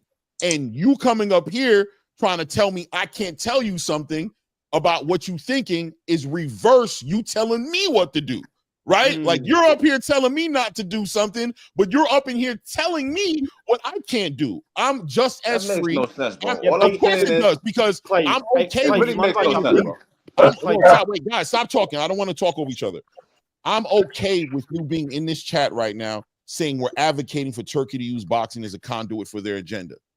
I'm okay with it. I don't feel no kind of way about it. But I'm also free to respond to it. I'm saying we, bro. I'm not singling you out, bro. We, us as all right, but I can't talk for we. I would have said you are saying that. I'm saying us as a collective. Listen, brother, I was talking from my perspective. You, bro. Like, I'm not saying it is. I don't know why you're so insulted about me responding to a statement you put for public people, for everybody in the public to see. There's multiple people in here, so I'm responding to it like anybody else would. You know what I'm saying? It's there. If you didn't want me to respond to it, you shouldn't have typed it there. It's there to be responded to, and I'm responding to it from my perspective, not from everybody else's perspective. So you can't come up here and dictate how I respond to something or say. I'm not dictating. We having a discourse, bro. Like, I'm cool with that, and I'm not upset. And I'm not upset, right? And I'm okay. Don't take my tonality as I'm upset or I'm feeling like we shouldn't have this conversation. Bro. But what I'm saying to you is the same way that you can come up here and tell me that I'm out of pocket or that me, pushing back at your thoughts that I shouldn't be doing that. I have the same freedom to do the same thing. I never said none of that, though, bro. You said wrong. I never said that. When I said that, you was out of pocket, bro. Let's go back. Clay, can I just give my thoughts? Because I think, Supreme, what you're talking about is you're talking about agenda. All right, Supreme, hold on, Supreme, hold on. Let's fight talk. Let's fight sport talk. Yeah, I think you're talking about Agenda 2030 being on the ring that the Turkeys are using. That is an agenda that is being pushed by far more people than just Turkey al-Sheikh. And at the end of the day, if you're concerned about a forced something like a forced vaccine or a forced anything, that is Turkey al-Sheikh is not the only body who's going to push that. The powers that be are going to push that, and you can easily push back. So if you're concerned about about the Saudis using boxing to push an international agenda of whatever kind of slavery or whatever you're concerned about, that's going to happen regardless, and it'll be just as easy to push back as it is here in America or New Zealand, wherever you are. Make sense? Yeah. Makes sense. What you gonna say, boxing hacker? No, I was just gonna say. I mean, at the end of the day, like I get, like it's okay. Like I always say, it's okay to speculate on things, right? But the problem is, like when people start like, I just want to say how excited. How can I say, fear mongering over like things that they don't know to be true. Like we don't know what the future holds for anything, right? If you take let's say you just take Turkey out of the picture, you don't know what the future holds for the PBC or your Top Rank or the Zone. Nobody knows, But at the end of the day, you look at what he's doing right now. You say, okay, what's this guy doing right now? He's putting money into other fighters' pockets. He's making fights happen that wouldn't seemingly happen. He's pushing for fights. He's actively, and whether you believe his ideas are right or wrong, he's actively trying to make change in boxing. He's trying to bring back open scoring. If you like the concept of open scoring or not, it's still a thought. He's trying to promote tournaments. Like all these things are like pushing like for the big picture. Now, how will they all turn out in the future? We don't know. But to like demonize based on a future state that you don't know, it's a bit much, Like I said, it's okay to speculate, like, oh, what may or may not happen. But when you start like saying this person's bad based on something, I never said Turkey was bad though. All I'm saying is what happens to the sport, bro. That's all I'm saying. Well, when you say most people that like Turkey, it seems like they just want to give him the sport. I hear people say, "I can't wait for him to buy Top Rank or PBC or build this league and this, that, and that." We don't know what his agenda is, bro. We really don't know. But here's the thing, and though. 5 years from now, all we know, we won't get. But he hasn't tried to buy nothing. He's done nothing but work with the promotional companies, right? He's not buying nothing now, bro. That's in the now. He's gonna do that until it happens. 5 years from now, we don't know where. Let me ask you a question right now, presently, right now, today, on February 28th, 2025. What bad thing has Turkey done to boxing? I mean, I could name some things, but then your man in the chat talking this Tankamania shit. I'm not even really a Tank fan. Forget about the chat. Don't let people distract you. Anytime you criticize Turkey, You a tank dick rider or you a tank maniac? Man, bro, nobody said that. Mind, bro. Nah, Bro, nobody saying that. I'm just listen, saying. hold on. Wait, Boxing. What you're doing right now is you're bringing all your experiences into here and you're making I'm just mentioning bro in the this chat, is a bro. good He space. doing a lot. That's Forget about the chat. Forget about the chat. I'm just saying. I'm talking about him. I'm not talking about the chat. Him in particular. Bear with me, right? I want to have a good conversation with We you. want Right? to have a good conversation, bro. Like you want to tell us. Don't worry about the chat. Don't worry about the chat, Supreme. I want to know. You said there's some things that you could list that Turkey has done bad. Please feel free. The space is open. Communicate. This is my thing, right? Things. Go ahead. You don't think it's bad for an independent entity, right? What would you call Turkey? A promoter, financier? What is his like title? I mean, he has a title that's supposed to be like sports ambassador for entertainment. I'm saying in boxing. What would you categorize him as? Is he a promoter? Is he an investor? An investor. Like, what is he? An investor. All right, so he's an investor. You don't find it weird? Let's say you got a Riyadh season, right? Mm-hmm. Why do you have the WBA, the WBC, the WBO? You got these sanctioning bodies a part of Riyadh season, bro. That's like, ain't that counterproductive, bro? That doesn't make no sense to me. Then you got a situation like Carlos Adames. He clearly beats Shiraz, right? He gets the draw. He gets to keep his belt. That's fine. But what people don't remember is he also did that to Nick Ball. Nick Ball fought Ray Vargas on the Bivol undercard. I believe he fought Lyndon Arthur. I forgot what undercard that was, though. It was on Christmas, though. I think when that might have been when Nick Ball and Ray Vargas fought? Yeah. That was it might have been when Anthony Johnson fought Waleem, I think. So go ahead. Ray Vargas clearly wins the first 7 rounds, bro. As I remember. Nick Ball got a fluke knockdown, and then all of a sudden, he gets the draw. He keeps his O. Ray Vargas keeps his belt. That's fine. So what I'm saying is, if you got someone who's clearly influencing certain decisions, and there's other things I could talk about too, but I don't want to do that because I don't want to make it seem like I'm a PBC fanboy or top-ranked fanboy. I'm not trying to do that. I'm just saying, as far as his influence on the sport and his influence on the sanctioning bodies, I don't like it. For me, I don't think that's right. Okay, can I say this? Wait. I want to answer this. Let me just talk to Supreme. Go ahead, Supreme. Finish. Nah, go ahead. You can jump. All right. What I want to respond to as far as the Nick Ball and the Ray Vargas situation, bro. That's judging. Bad judging, good judging, great judging. This is the story of boxing. This is not about influence. This is about what it's always been in boxing. We watch O'Shaquie Foster sit there and get robbed by Robert Stasio's fight. We watch plenty of decisions. People think the Virgil Ortiz and Serhii Bohachuk fight was a robbery. People think that Bivol got robbed out there the first time he fought against Beterbiev. This is boxing. It's always been here. This is not Turkey's influence. This is what boxing has always done. It's crazy to put like what we're seeing. Everything that's happening over there in Riyadh season has been happening in boxing forever, well before. There's nothing significant or new or eyebrow raising that's happened so bad with Turkey that we haven't seen in boxing happening since the conception, since you were born and you decided to make boxing something that you love to watch. Corruption has been part of this spot forever. It's a fight. It's going to be a never-ending fight. We'll be fighting it here, and guess what? We're going to be fighting it in Riyadh season. The bigger boxing gets over there the same way. It's just boxing, right? At the end of the day, what's most important as a boxing fan from your point of view is to watch the best fight the best. It's to watch as many good fights as you can watch. And we're watching boxing that's been on a trajectory downward for years.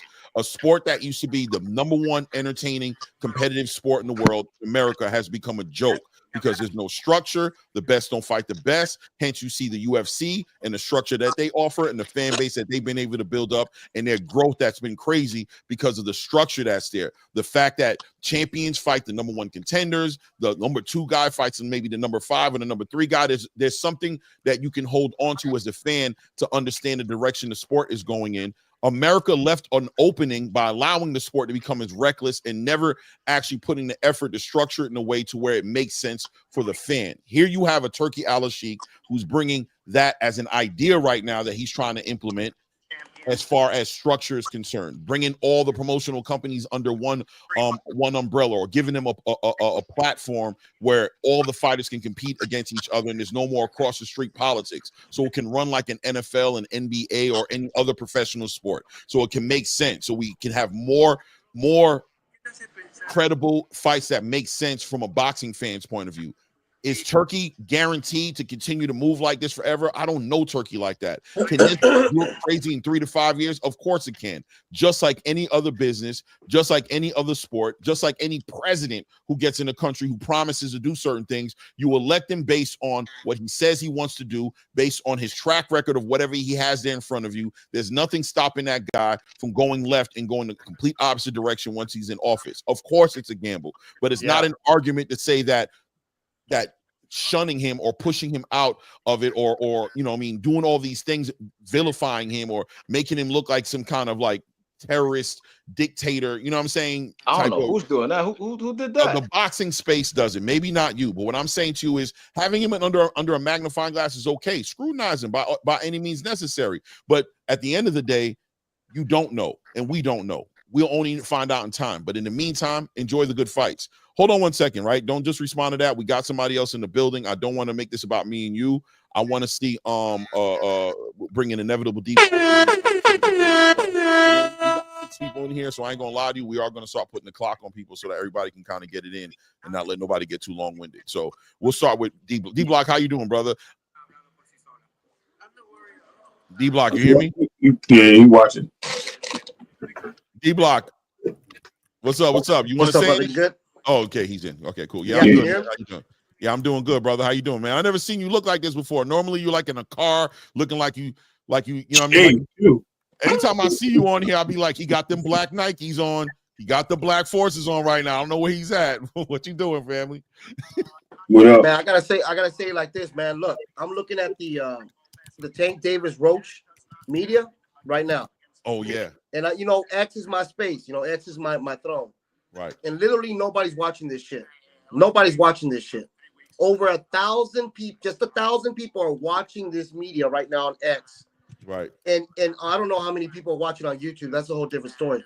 But literally, this is what I'm saying. Like, we're over here talking about Ala Sheik, a plan. You're saying in 5 years, what is he going to do for us?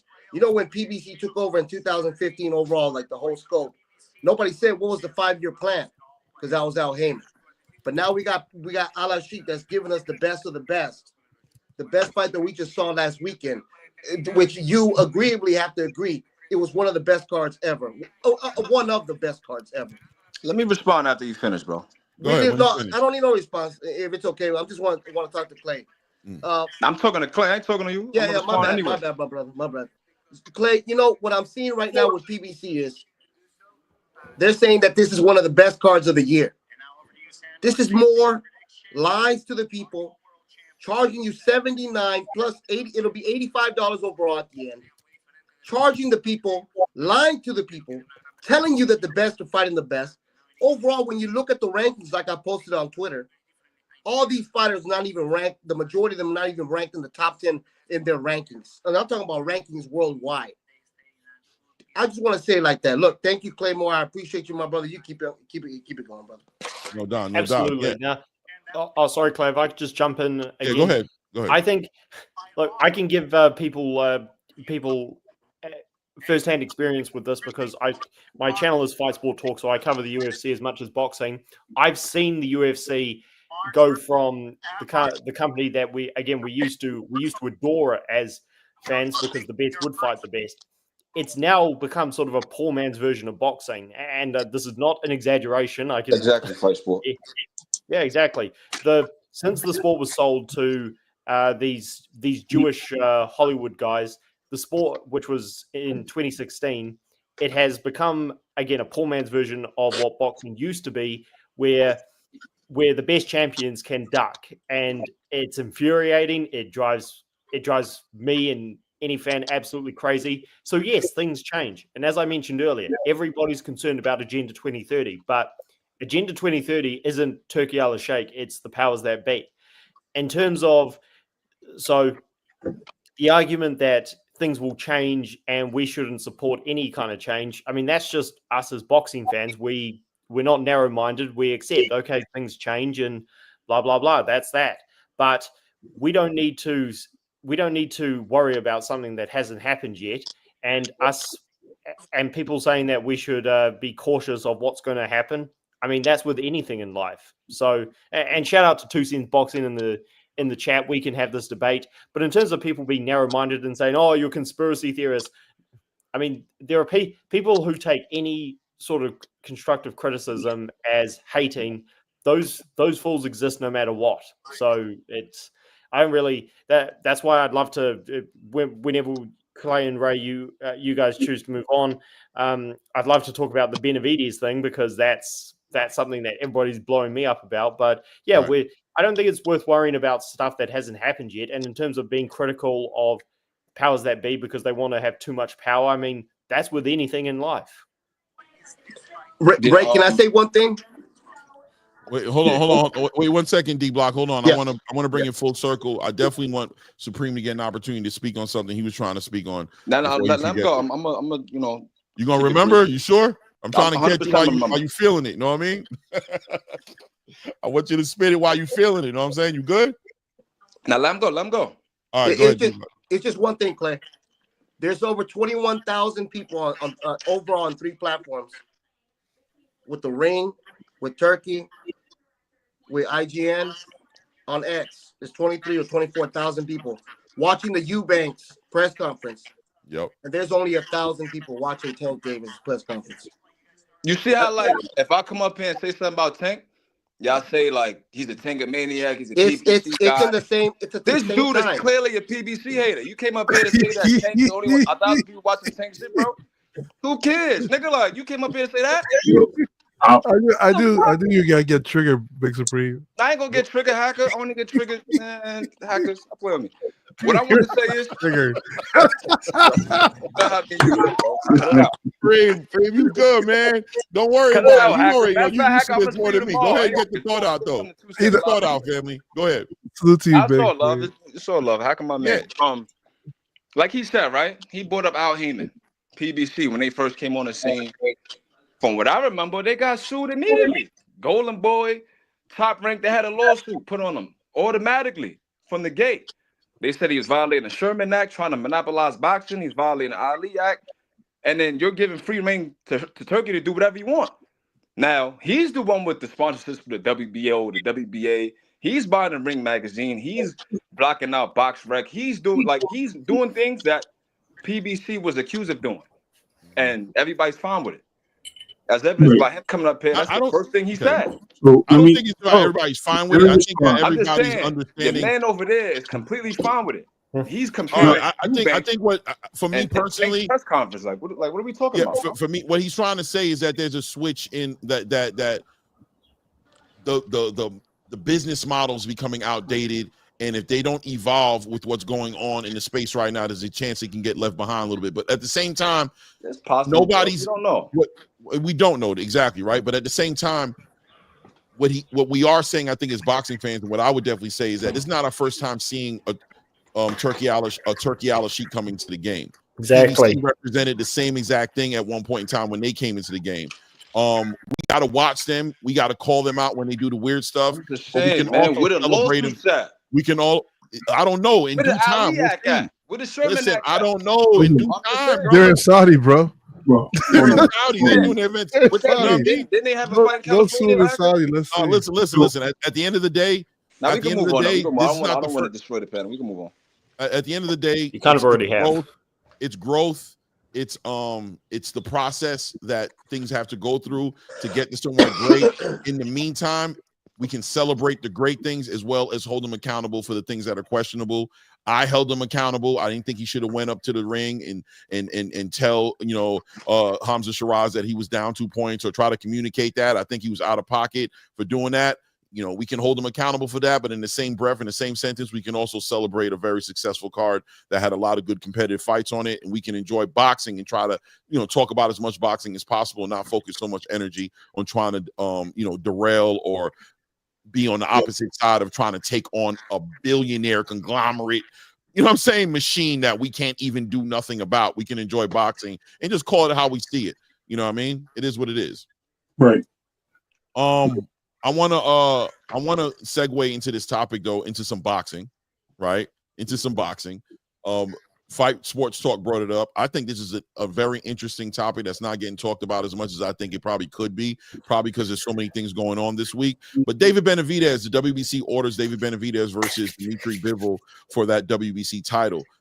This kind of gets in the way of Turki Al-Sheikh and the business of the trilogy, or at least does it? I don't know. We got to talk about it. Undisputed seems like it's definitely under attack as far as that being part of the conversation, but let's talk about it. I'll let Fight Sports, go ahead and take the floor because I know he wanted to talk about it. I'm interested in seeing what he wanted to bring up. Thanks, Clay. And yeah, I'm going to jump in because when I first started to coming on panels, not you guys, but other panels, I'm the one who gained the reputation of Canelo Alvarez's hater. So as your self-determined Canelo Alvarez hater, I'm going to say that with Benavidez, because people say, oh, if he doesn't enforce his mandatory, he's ducking. Here's the thing. I believe, let's wait and see what Turkey does. I believe he's going to try and get an exemption for this because let's not forget, he got an exemption for the first rematch and he was able to keep all the belts before, and not just the IBF, but all of the belts for a rematch. That is extremely rare. In fact, that's almost unheard of. I think that only happened with Lennox Lewis and Evander Holyfield, which was the worst decision ever. So I think what's going to happen is Turkey will try and get an exemption and the sanctioning bodies will decide whether they want to give another exemption for Undisputed or whether they want to strip Dimitri Bivol. I think it's perfectly fine if he does get stripped because him and Beterbiev, I think Bivol has more of a case for winning both fights than Beterbiev. But regardless, they are both now in the history books as undisputed champions. So I think it's perfectly fine if Callum Smith and David Benavidez fight for the WBC belt. Michael Effort, if I get that name right, the IBF mandatory fights for the IBF against somebody, I don't know, Anthony Yarde, whoever it is. I think that's perfectly fine if Bivol is stripped. In terms of Benavidez fighting Bivol, I think that's unlikely. I don't think Dimitri Bivol is going to try and hide from the trilogy because Turkey, he made the first rematch, which Beterbiev said he didn't want. Bivol is saying openly, yeah, I'll fight Beterbiev again. And I think that's probably what they'll go with.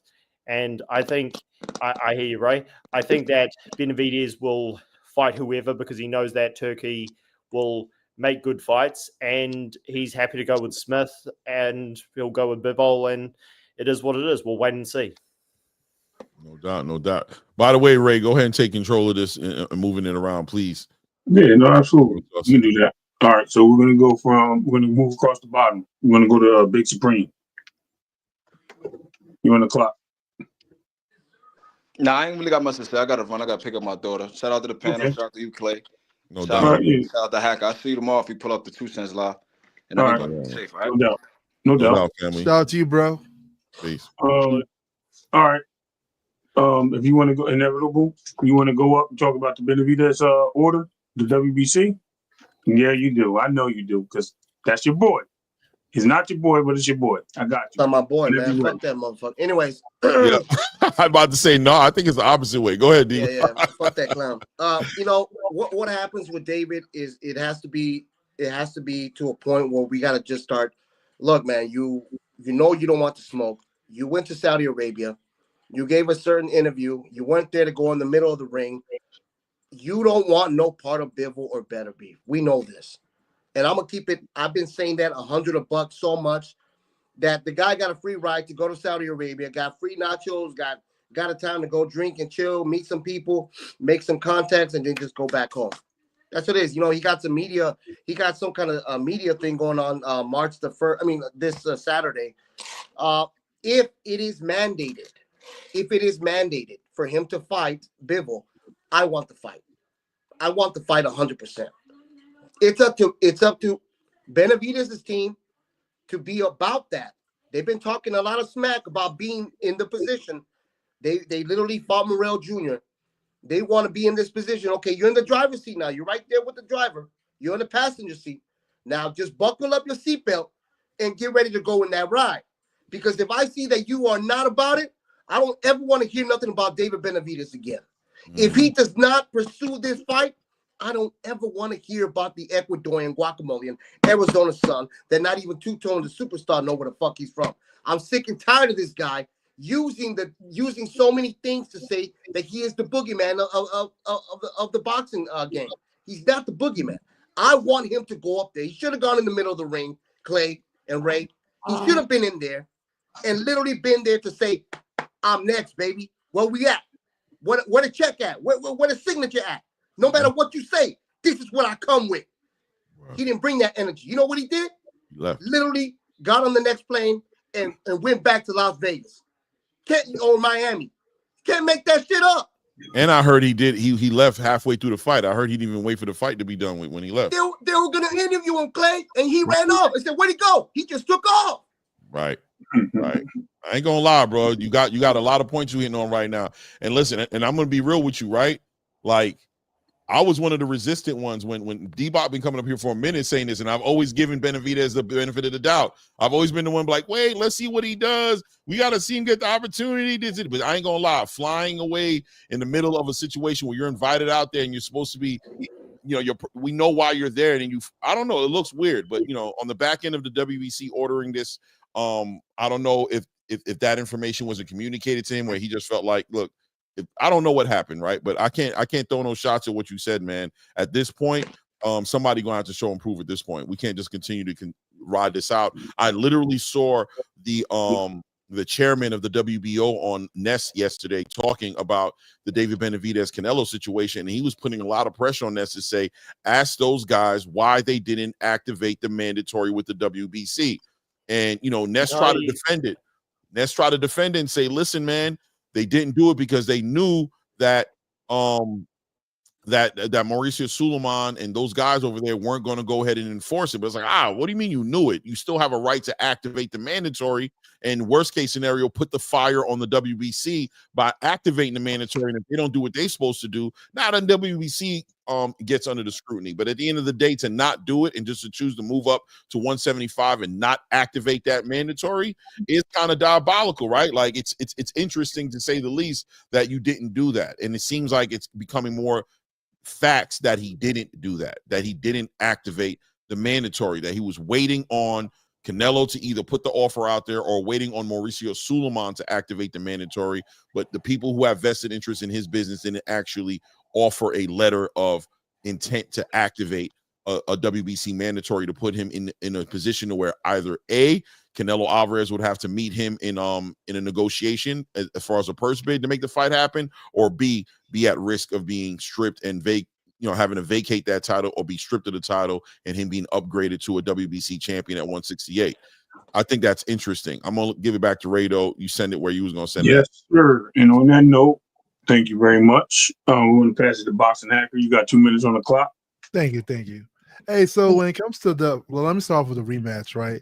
So I'm a little up in the air about that rematch. Like, as a boxing fan, I definitely want to see the rematch. But if I'm Bivol, I would never fight Beterbiev again in my life. I think, like, when you look at it, it sort of reminds me of like Ruslan Provodnikov fighting Timothy Bradley. Like, you keep fighting this brother and your life bar just drops a little bit each time you fight him, And when you really think about it, I just think if both fighters show up, it's always going to be a close situation. They're just not like they're equally styled, but they're equally yoked to a point where they're very close in skill. And no matter what, it's always going to be edge. It's always going to be like a controversial, unless one guy finally doesn't show up, And for the Benavidez situation, I don't know. I think Benavidez is a hell of a fighter. I don't think he'll duck any type of smoke. I think we've seen it throughout his career. Like, this dude is a great fighter, is a great boxer, Now, how it will play out between him and Bivol, that'll be interesting. I remember there was a story that Bivol and him sparred, and he got the best of Bivol in sparring, Now, what that means in the actual fight, I don't know. I don't even know who the favorite. Their styles are so different. It will definitely be an interesting situation, to say the least. And I'll land right there. Do you think, would I be able to respond to what D-Block said earlier? Yeah, you got 15 seconds or 30 seconds. I'm sorry. Yeah. D-Block, I agree that I want to see Benavidez fight Bivol. I think he beats Bivol. I think that because Turki Al-Sheikh is talking about putting the money up for the trilogy like he did for this rematch, I don't think Benavidez can offset that. So when you're saying that Benavidez should have shown more fire, I think he understands. No, I don't think he definitely understands. Turki Al-Sheikh is the one who's dictating which fights are going to happen because he's got the money. So if he doesn't fight Bivol because they make the trilogy, I think that's fair game, and I think it's only a duck if he tries to not fight the top contenders at light heavyweight. So yeah, I don't think if he can't force Bivol to fight him if Bivol goes with, in my opinion, the much harder fight, which is the trilogy. Mm-hmm. Okay, all right, D-Block, I'm going to give you 30 seconds to respond to both. I know you wanted to say something to Boxing Hacker as well, but if you want to respond to that, go for it. Yeah, it's for me. I understand where you're coming from. You know that the Sheik does have the money, he does have the power behind that, but he also wants to see the best for the best. And at the end of the day, it's also up to Benavidez. Benavidez also said he wants to make a third fight. I agree with that. But if you're there for a reason, make it be known that you're there. If you're there for a reason, let the whole world know that you're there. Don't sit in the shadows in the back lobby drinking some syrup or something, whatever you're drinking with the little, with the reporter, and you're not in the limelight with everybody else. That's all I want. If he doesn't fight a top contender, Smith literally won, which I agree that's a good fight for both of them, for Benavidez and Smith to get it on. But at the end of the day, just be in the limelight. You want the light. You want to be the man. You want to be the face of boxing to a certain degree. You want to take on the big names. Then show the world that you are about that. That's all I had to say with that. Okay, cool. All right, that's all points. Okay, cool. That was actually just under a minute. Perfect. All right. So let me ask you this as far as the topic, and I mean I'm gonna give it right back to you, Ray. But as far as the David Benavidez era, I honestly think that this is legitimately chess moves being made to bring David Benavidez as this, you know what I'm saying, in this space where he's becoming maybe a potential face of the PBC, or, you know, transferring from, you know, where he was at before into being an actual star. What do you guys think about that? Do these moves kind of like align with that, or am I just reaching a little bit with this one? Feel free to keep it real. Hurt my feelings. I agree completely. I think Benavidez is the future of the sport. How much of the future? Let's wait and see. I mean, I think, like, hey, D-Block, I love this debate. I think his resume as a contender is fantastic, and I think he is taking on the best guys. Can he do that and keep being a star, or keep growing to be a star? Let's wait and see. But yeah, no, I think in terms of contenders out there and somebody who is taking on the best, he is what we want in the sport. Again, will he beat Bivol and Beterbiev, two all-time great light heavyweights?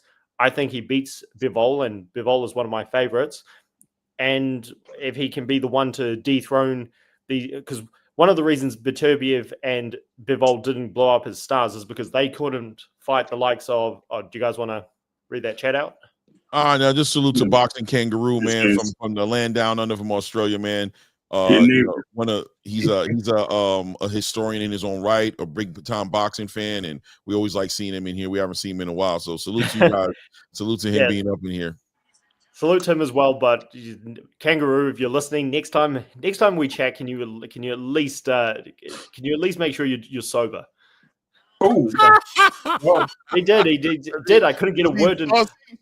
Last night I couldn't get a word in because he was all over the place. But anyway, you know, in Australia, New Zealand, you guys are big drinkers and partiers, bro. What is that? Y'all doing shoeies out there and all types of stuff? You guys, that's an Aussie thing. This is Australian rules football, rugby football talk right now. They back. Let them get it in.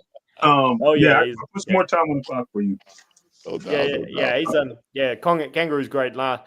He's a good guy. But now, just to finish up, I think the reason Bivol and Beterbiev didn't blow up as stars is because they weren't able to fight the likes of Andre Ward or Sergey Kovalev, so they couldn't defeat a star to become a star. I think if Benavidez, because he lives in America, because he's got a far bigger fan base in America than those guys. He doesn't exactly need that, but if he can defeat Bivol, which I think he will, I think Bivol beats Beterbiev in the rematch, then he does become a star. So answer your question, Clay. I think Benavidez is the real deal, but time will tell. No doubt. Good time. The spirit. I don't know. I'm kind of scared that I don't know if you're gonna head over to D Block, but I'm kind of scared. I'm a little nervous. I'm He going said to the guy from guacamole. It's a mixture. It's a I'm mixture of going like to- a I'm going to fear find and D Block, excitement at the same time. Actually, you know what? Let's do this, D Block, because I'm gonna go to Boxing Hacker because I'll let you speak right before. All right, go ahead, Boxing Hacker. Yeah, so I mean, when it comes to the whole thing about Benavidez being a star, I guess like a superstar, because he's already like a boxing star, right? Like he's a star to the boxing public, but outreaching to the casuals, I think it's going to be hard. He's making some good steps, but like there's certain things that you need to like have to become that to reach that pinnacle, right?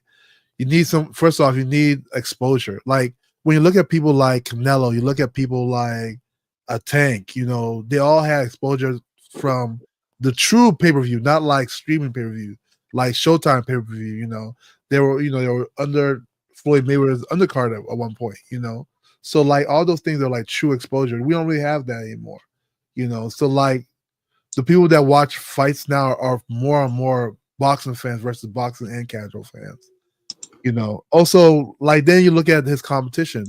If he's not fighting a Canelo, right? He's already, in a very big weight class. I mean, the next weight class is like heavyweight. So who is he gonna fight that's really gonna take him across that superstardom? I mean, Bivol, Batarev, they're amazing fighters, amazing Soviet fighters. But even if he fights both of them, it'll still be more of the boxing public versus the casual fans. And plus, then you have his personality. I mean, Benavidez's personality is always like, I'm gonna beat the fuck out of you. That's him every day. So I don't know, but like I think like that what he's doing for boxing is good. But as far as superstardom, I think that's going to be complicated. I think he's been in the game too long. It might be too late for that. Oh damn. Okay. Yeah. Okay. All right. That works. D Block, whenever you're ready. Yeah, I don't think Benavidez is ever going to be that pay-per-view star. I don't think he's going to be any of that. I think he's going to be exposed up there in the division. I think his last two fights, I've seen him more defensively, been more exposed. I've seen him even hit the canvas, even if you don't agree or disagree with that. I've seen what David Morrell did actually when he started feeling like, hey, this guy's not a monster. I'm going to go at him in the later rounds. He went in there, they tic-tac, they're young fighters, they went at it. And you saw that David Morrell wasn't scared at the end. I mean, what was the monster out of that? I didn't see David Benavidez knock him out. I didn't see David Benavidez just stop the younger fighter, which they said he was levels above David Morrell. I didn't see any of that. What I saw was the same kind of fighter that fights the same type of way all the time. And we know in history of boxing, if you fight the same way, you're going to get exposed by somebody else that's going to be better than you. We know that.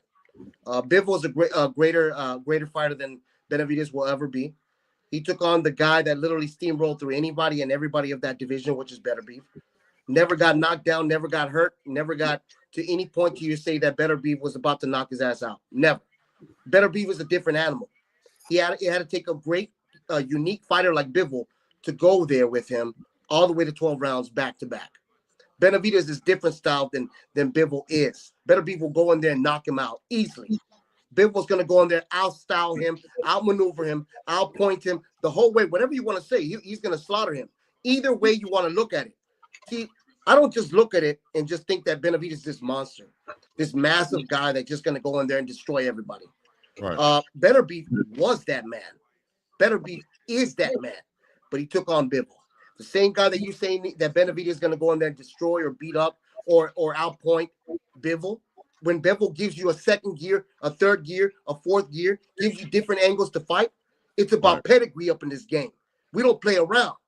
Pedigree. We don't just get in the gym to lose weight and think we're going to be the next pay-per-view star in the whole wide world like Benavidez. We're talking about two literally classified pound-for-pound fighters of the world. They've been doing this since they were young pups. Right. Shakur Stevens has been doing this since he was 5 years old. Tank Davis has been doing this since he was 8 years old. Anybody else that you could say that has some kind of pedigree, it comes out of you because you were installed in it from the beginning of your birth to know it's boxing. Not because you went to the gym to go lose some weight. It's a whole different scope of the game, baby. And that's facts. Okay. I apologize. 30 seconds on that? Anybody got 30 seconds on that? Or we good? Wait, I thought Benavidez started boxing when he was a chick. Wait, hold on. Let me just drop in my 2 cents. Shout out 2 cents in the bill. Let me just drop my 2 cents on it, right? I think it's a journey. It's a journey. But to say that I'm not impressed with David Benavidez's journey at this point would be an understatement. Of course I am. I think the guy has a lot of potential. I think he's done a lot of work. I think he's earned, he's earned his pound of flesh, his weight in gold, however you want to look at it. He's doing it. And he's moving. Obstacles pop up. The politics of boxing pop up, and things happen, and sometimes they don't make sense. But I don't think the eye test is lying. I think David Benavidez is the goods. And the only way anybody's going to prove to me that he's not is by him being proved in the ring. That's it. Until then, the man is just stepping up. He just challenged himself with David Morrell. He was supposed to fight Jesse Hart. He could have took an easy way out and made that fight happen. He fought the fight that everybody thought was going to be the hardest fight he could be in, and he walked out on the other side of that fight victorious and a unified interim, champion. And now he's over there in Riyadh season as Turkey's finding interest in him and wanting to put him in there with the biggest fights possible against a winner between Dmitry Bivol and Artur Beterbiev. He's made the WBC's get involved in it, which means directly Mauricio Suleiman wants to get in the David Benavidez business. There's a lot of things building up around this kid right now. As a brand, he's becoming that. He's becoming more of a brand. He's becoming more of a business. And it seems like the powers that be are recognizing it and wanting to invest in it. So you're going to see the PBC, I believe, come to the table the right way and be like, man, he's a big business. You've seen Turkey come to the table. You've seen Mauricio Suleiman come to the table. And you're going to see boxing benefit off of David Benavidez and the energy that he's bringing to the space right now. I do think that the era is beginning because I think he has an opportunity to build a new direction for boxing as far as America, included with what's going on internationally, coming together, and I think that's good for boxing. Yo, let me drop you got 30. Go ahead, boxing hacker. Yeah, so Benavidez is skilled. I don't. Let's not act like Benavidez has like a lack of skill somewhere. The guy, I believe, he's been boxing since he was young too, and yes, he did train hard to lose weight and to get where he is. But let's not forget, this is a guy who is like 175, throw punches like he's a freaking featherweight. His punching speed is crazy fast, and he has really good boxing ability. Like we saw that when he boxed Morrell, who was also a good boxer, and he was out box him and used a lot of tricks that boxers use, in the ring. He's not just some guy who just like tries to rampage you with one particular style. He definitely can box. So I just want to point that out there. Let's not demoralize the guy or try to make it seem like something like he's not. Ray, do you think I could just respond for like 30 seconds? Yeah, go ahead. Go ahead. You good? Thanks, guys. D-Block, you saying that you think Bivol and Beterbiev will quote-unquote expose him. I mean, maybe he loses, but in that case, Canelo was exposed against Mayweather. Like, top fighters lose, and maybe Benavidez will lose to one of those guys. He'll lose eventually, but yeah, I think he beats Bivol. In terms of superstar, I mean, there's levels to star. Like, when Floyd retired, there were all these questions about who was going to be a big superstar, and so many failed. I mean, HBO pushed Kovalev, that didn't work. They pushed Golovkin, that didn't work. Andre Ward never became a star, and with his, he was never going to be a star. They tried, but he was never going to be. So there's levels to star. I don't think Benavidez is going to go and rule the sport and be some like Sugar Ray Leonard superstar. And in this day and age, unfortunately, it's almost impossible to do so. But in terms of being a big name and pulling in crowds, and you're doing that by fighting the best, and we may disagree on Benavidez there. I think Benavidez is what we want in the sport. So I just wanted to give my thoughts on that. Of course, nobody's going to replace Floyd. Nobody's going to be that kind of star. But in terms of being a big name and pulling in crowds, I think Benavidez is where it's at. Perfect. Okay.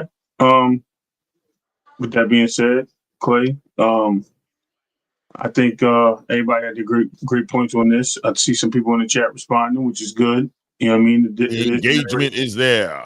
It is definitely generating a buzz on opinions and people's thoughts. You know what I mean? Everybody's entitled to their opinion. Everyone's entitled to support their fighters, and the people they don't support, they're allowed to speak on that. I strongly agree. Can I say something? You got it. Go ahead. You got. Uh-oh. Don't tell me about 7-Eleven again, bro. We gonna keep that between us. I love this, man. I love where the David Benavidez, when they say, well, we can't bring him down. We can't say this and that about him. But what I love about it is this. We still haven't even seen the best of him, right? Have we seen the best of David Benavidez yet? I don't know. Honestly. I don't know. Yeah, I don't know. No, yet. we haven't. We haven't. mean- I think Benavidez has got a lot of potential to be better. Oh yeah, Yeah, exactly. I don't know. Yeah, I mean, he's supposed Exactly, I to agree. saying. I mean, he's been beating the shit out of people. And That's how I've all I seen it. want is for him to show the world that he is who he says he is. That's it. Not just me, the whole world. Because we're tired of this shit. We want a real PBC fighter to go outside the PBC stage and go make some matches and actually win some fights. Because every PBC fighter that you could think about, look at the record with the PBC fighters out there, my people. It's trash. They're like literally 4-40 something.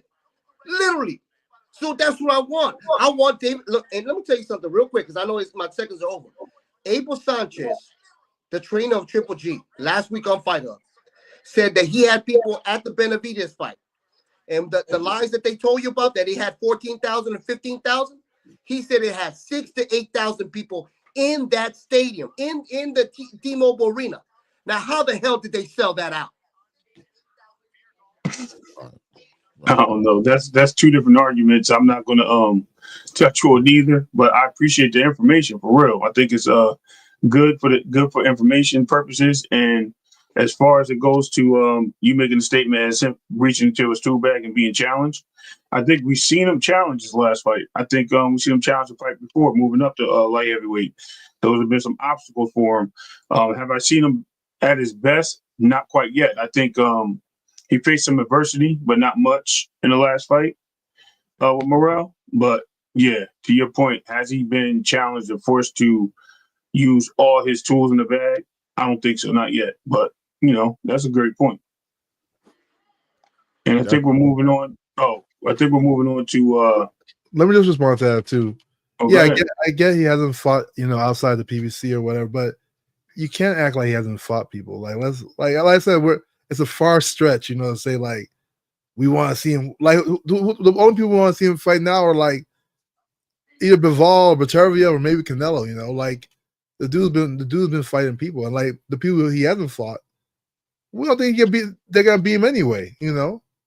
Like let's keep everything a buck about these fighters. Let's not I couldn't agree more. Quickly. Yeah, I mean, look, man. I think at the end of the day, clearly, listen, D Block has been watching and keeping the track of David. He's always had kind of like held some issue with him. He wants to see more from him. In due time, we will see more from him. But I think at the same time, I agree with Boxing Hacker and probably Fight Sport Talk too as well, that he's doing what he can. He's taking control. I think he's moving in the right direction. He's taking control of his career. I think that move he made with Jesse Hart, moving on from him and not allowing that narrative to continue to run recklessly about him and be like, you know what, F that. I had to, I left 168 and I was keeping it real, from his perspective about Canelo Alvarez making it difficult for the fight to be made. I stayed down there. I fought guys. I fought Caleb. You know what I'm saying? I fought all the fighters that were there supposedly in front of me. I earned a spot. I didn't get my opportunity, and I moved on to 175 to make legacy for myself and not let one fighter hold my career up. You guys try to kind of keep me on it with Jesse Hart. I fought back against it, resisted, and used my influence to go ahead and make the David Morrell fight. I made it happen. It wouldn't have happened if I didn't put my foot forward to make it happen. That's an act of that's an olive branch to the boxing space to be like, I'm not going to continue to leave it like that. I traveled to Riyadh season to put myself in position to fight for either undisputed or whatever huge opportunity. I'm looking for the biggest fights possible. But of course, he has to execute, and when he delivers on these things, I think we'll have a different perspective on it. But I don't think there's anything wrong. It's healthy for boxing fans to push back as far as wanting the best. That's why the David Morrell fight happened, was because of the fans, right? Like, because the fans made it clear that he wanted to see this fight, he answered the call and said, I'm going to give the fans what they want to see. And I think we're going to continue to see that. And I think it's his time. And there's an opportunity here for him to snatch this moment up and, like the sign says, make it his era and start to move the needle in the right direction. And it'll help boxing in the long run. Hey, salute to you guys. I got to drop, okay, guys? Salute to Claiborne Rain. For me too. The panel in the chat, Big Supreme 2 Cent, D1, Fight Sports Talk. You guys have a good day. All right, brother.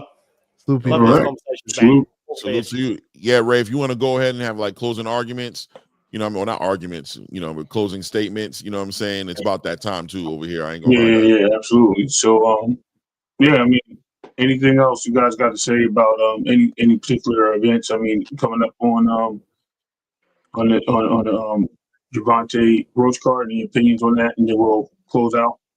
Like, give you 1 minute. Oh no, I've got nothing really to say that I didn't say already on the show, because it's not a card I'm extremely excited about, but always got to break it down with you guys, because these conversations are extremely fun and everything. But no, I've said everything I can about that card. I'm super excited for the Russell Rayo fight. Yeah. Okay, fair point. Okay. D-Block into the press conference. So I want to say we got a big fight coming up. Can you hear me? Yeah. Yeah. Can you hear me? Yeah. We good. We right. We're here with you, brother. Yeah, my bad. Can you hear me? Yeah, well, we hear you. I don't think you hear us. We hear you. We definitely hear you. We definitely hear you. We got a big card coming up Saturday on the Zone. If you don't want to pay $89.99, remember to go to the Zone. We got Matias fighting in Puerto Rico. One of the boogeymans, the real boogeyman at the 140, even though, it is what it is. He took his loss, but he came back. And so remember, under your DAZN subscription, it literally gives you plethora of fights. Mm-hmm. And we got plenty of fights going on DAZN. We know what's going on with DAZN. One of the best platforms out there for boxing. If you want to keep on getting duped and getting, surprised. Oh, he just knocked out another guy again. If you want it so easy, if you want to just literally tell somebody to make you a sandwich instead of you actually making a sandwich, it's okay. You do that. You know what the prediction is for Saturday. I don't care about that no more. What I care about is for you, the people, for the people, by the people. The Zone, Saturday night, Puerto Rico's best. You already know. Okay. Salute. Thank you guys. It's been a pleasure having you guys all up. Big Supreme, Boxing Hacker, D-Block, Fight Sports Talk. Clay, as usual, it's been a great show. I appreciate it. Everybody in the chat, if you have a channel, man, shout out to you. We'll definitely shout you out. Go follow our members that have channels. D-Block has got a channel. He about to drop 2 on YouTube. I was gonna say, drop your link if you can. ETB's in here. Shout out to ETB. Shout out to 2 Cents Boxing. Go follow Inevitable D-Block. He's over on X. Please go follow him. He has some great conversations. He has a big room, so there's multiple people. It's a round robin type atmosphere. Please salute him. What is it? Monday and Fridays, right? Yeah, Monday and Fridays. I'm gonna check that out. And thanks, guys. Yeah. It's always great to be on. Monday, Friday, 8 o'clock Central Time. Got it. 6 o'clock West and 9 o'clock East. Right. Check that out. And yeah, you guys always have excellent discussions. Thank you so much for having me on. And I really look forward to next week. And yeah, these conversations are some of the best, I reckon, on the entire YouTube scene. And that's why you guys are going to grow. Peace out. Appreciate it, man. Appreciate it, man. Salute, yo. 2 Cents let you know, D-Block. He said, D-Block, you watching that Tank fight. Stop it. Listen, man, it's been a great show, man. Thank you, guys. The panels are always interesting, man. Thank you for being respectful of each other. I always appreciate that, man. It's always love first. Boxing is always, better when you're in a room amongst comrades and people who love boxing, and it's always a great conversation when that happens. You guys know I'll be on Blue Blood later today. I think Saturday we are covering the Tank fight. That's what we'll be covering. I'll be watching both fights though, because I'll be having multiple monitors going at the same damn time, watching all these damn fights. But we'll be calling that fight. And other than that, we'll be having a show Tuesday or maybe Monday night Yeah, it's not going to be this weekend. I'm not going to do the show again, but I'll probably drop a premiere reaction to the fight for Sunday. So thank you for all the support today. We had over 100 people in the building today, man. That was awesome, man. The likes are reflecting it. I'm gonna take that as a personal, milestone victory for the channel. I appreciate the love, man. Thank you for everybody. I got. Oh yeah, you're right, Warrior Class. You dead ass do need one, right? All the new subscribers, thank you. If you haven't subscribed to the channel yet, take an opportunity right now to hit that subscribe button, hit the bell icon next to the subscribe button so you get notifications whenever we're dropping this content. Thank you. Hit a like button if you haven't done it yet. Appreciate you guys again. At this point, it was a great show, but until the next one, we out.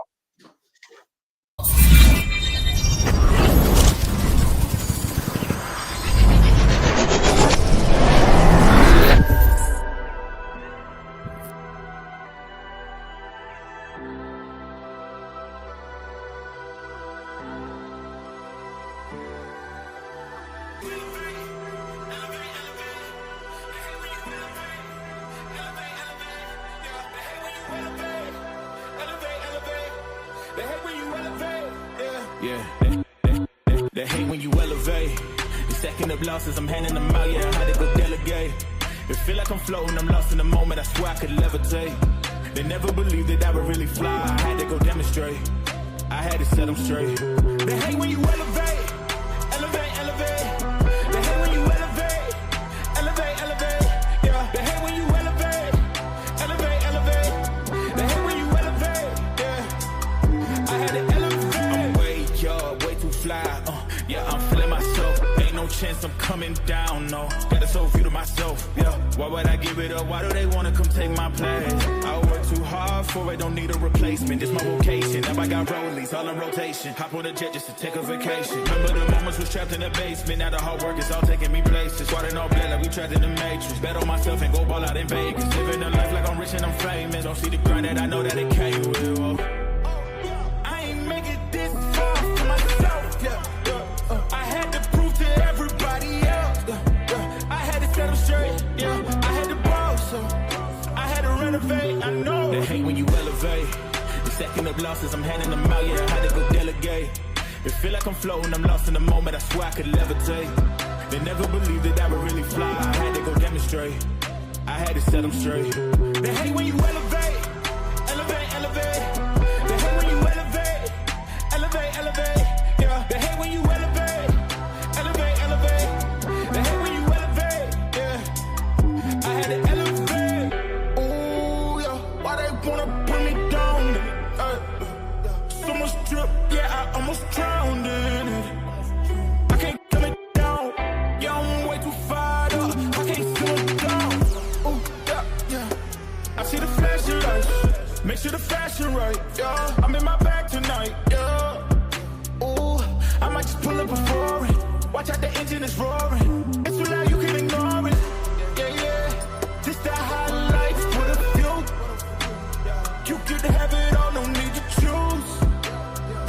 First, let me demonstrate how you can rise to the top. Yeah, I had to elevate, elevate, elevate, elevate. They hate when you elevate, elevate, elevate. Yeah, they hate when you elevate, elevate, elevate. They hate when you elevate, yeah. I had to elevate.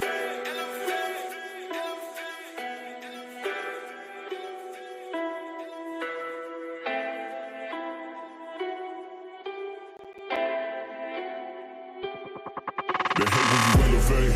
The second of losses, I'm handing them out, yeah, I had to go delegate. It feel like I'm floating, I'm lost in the moment, I swear I could levitate. They never believed that I would really fly, I had to go demonstrate. I had to set them straight. They hate when you elevate.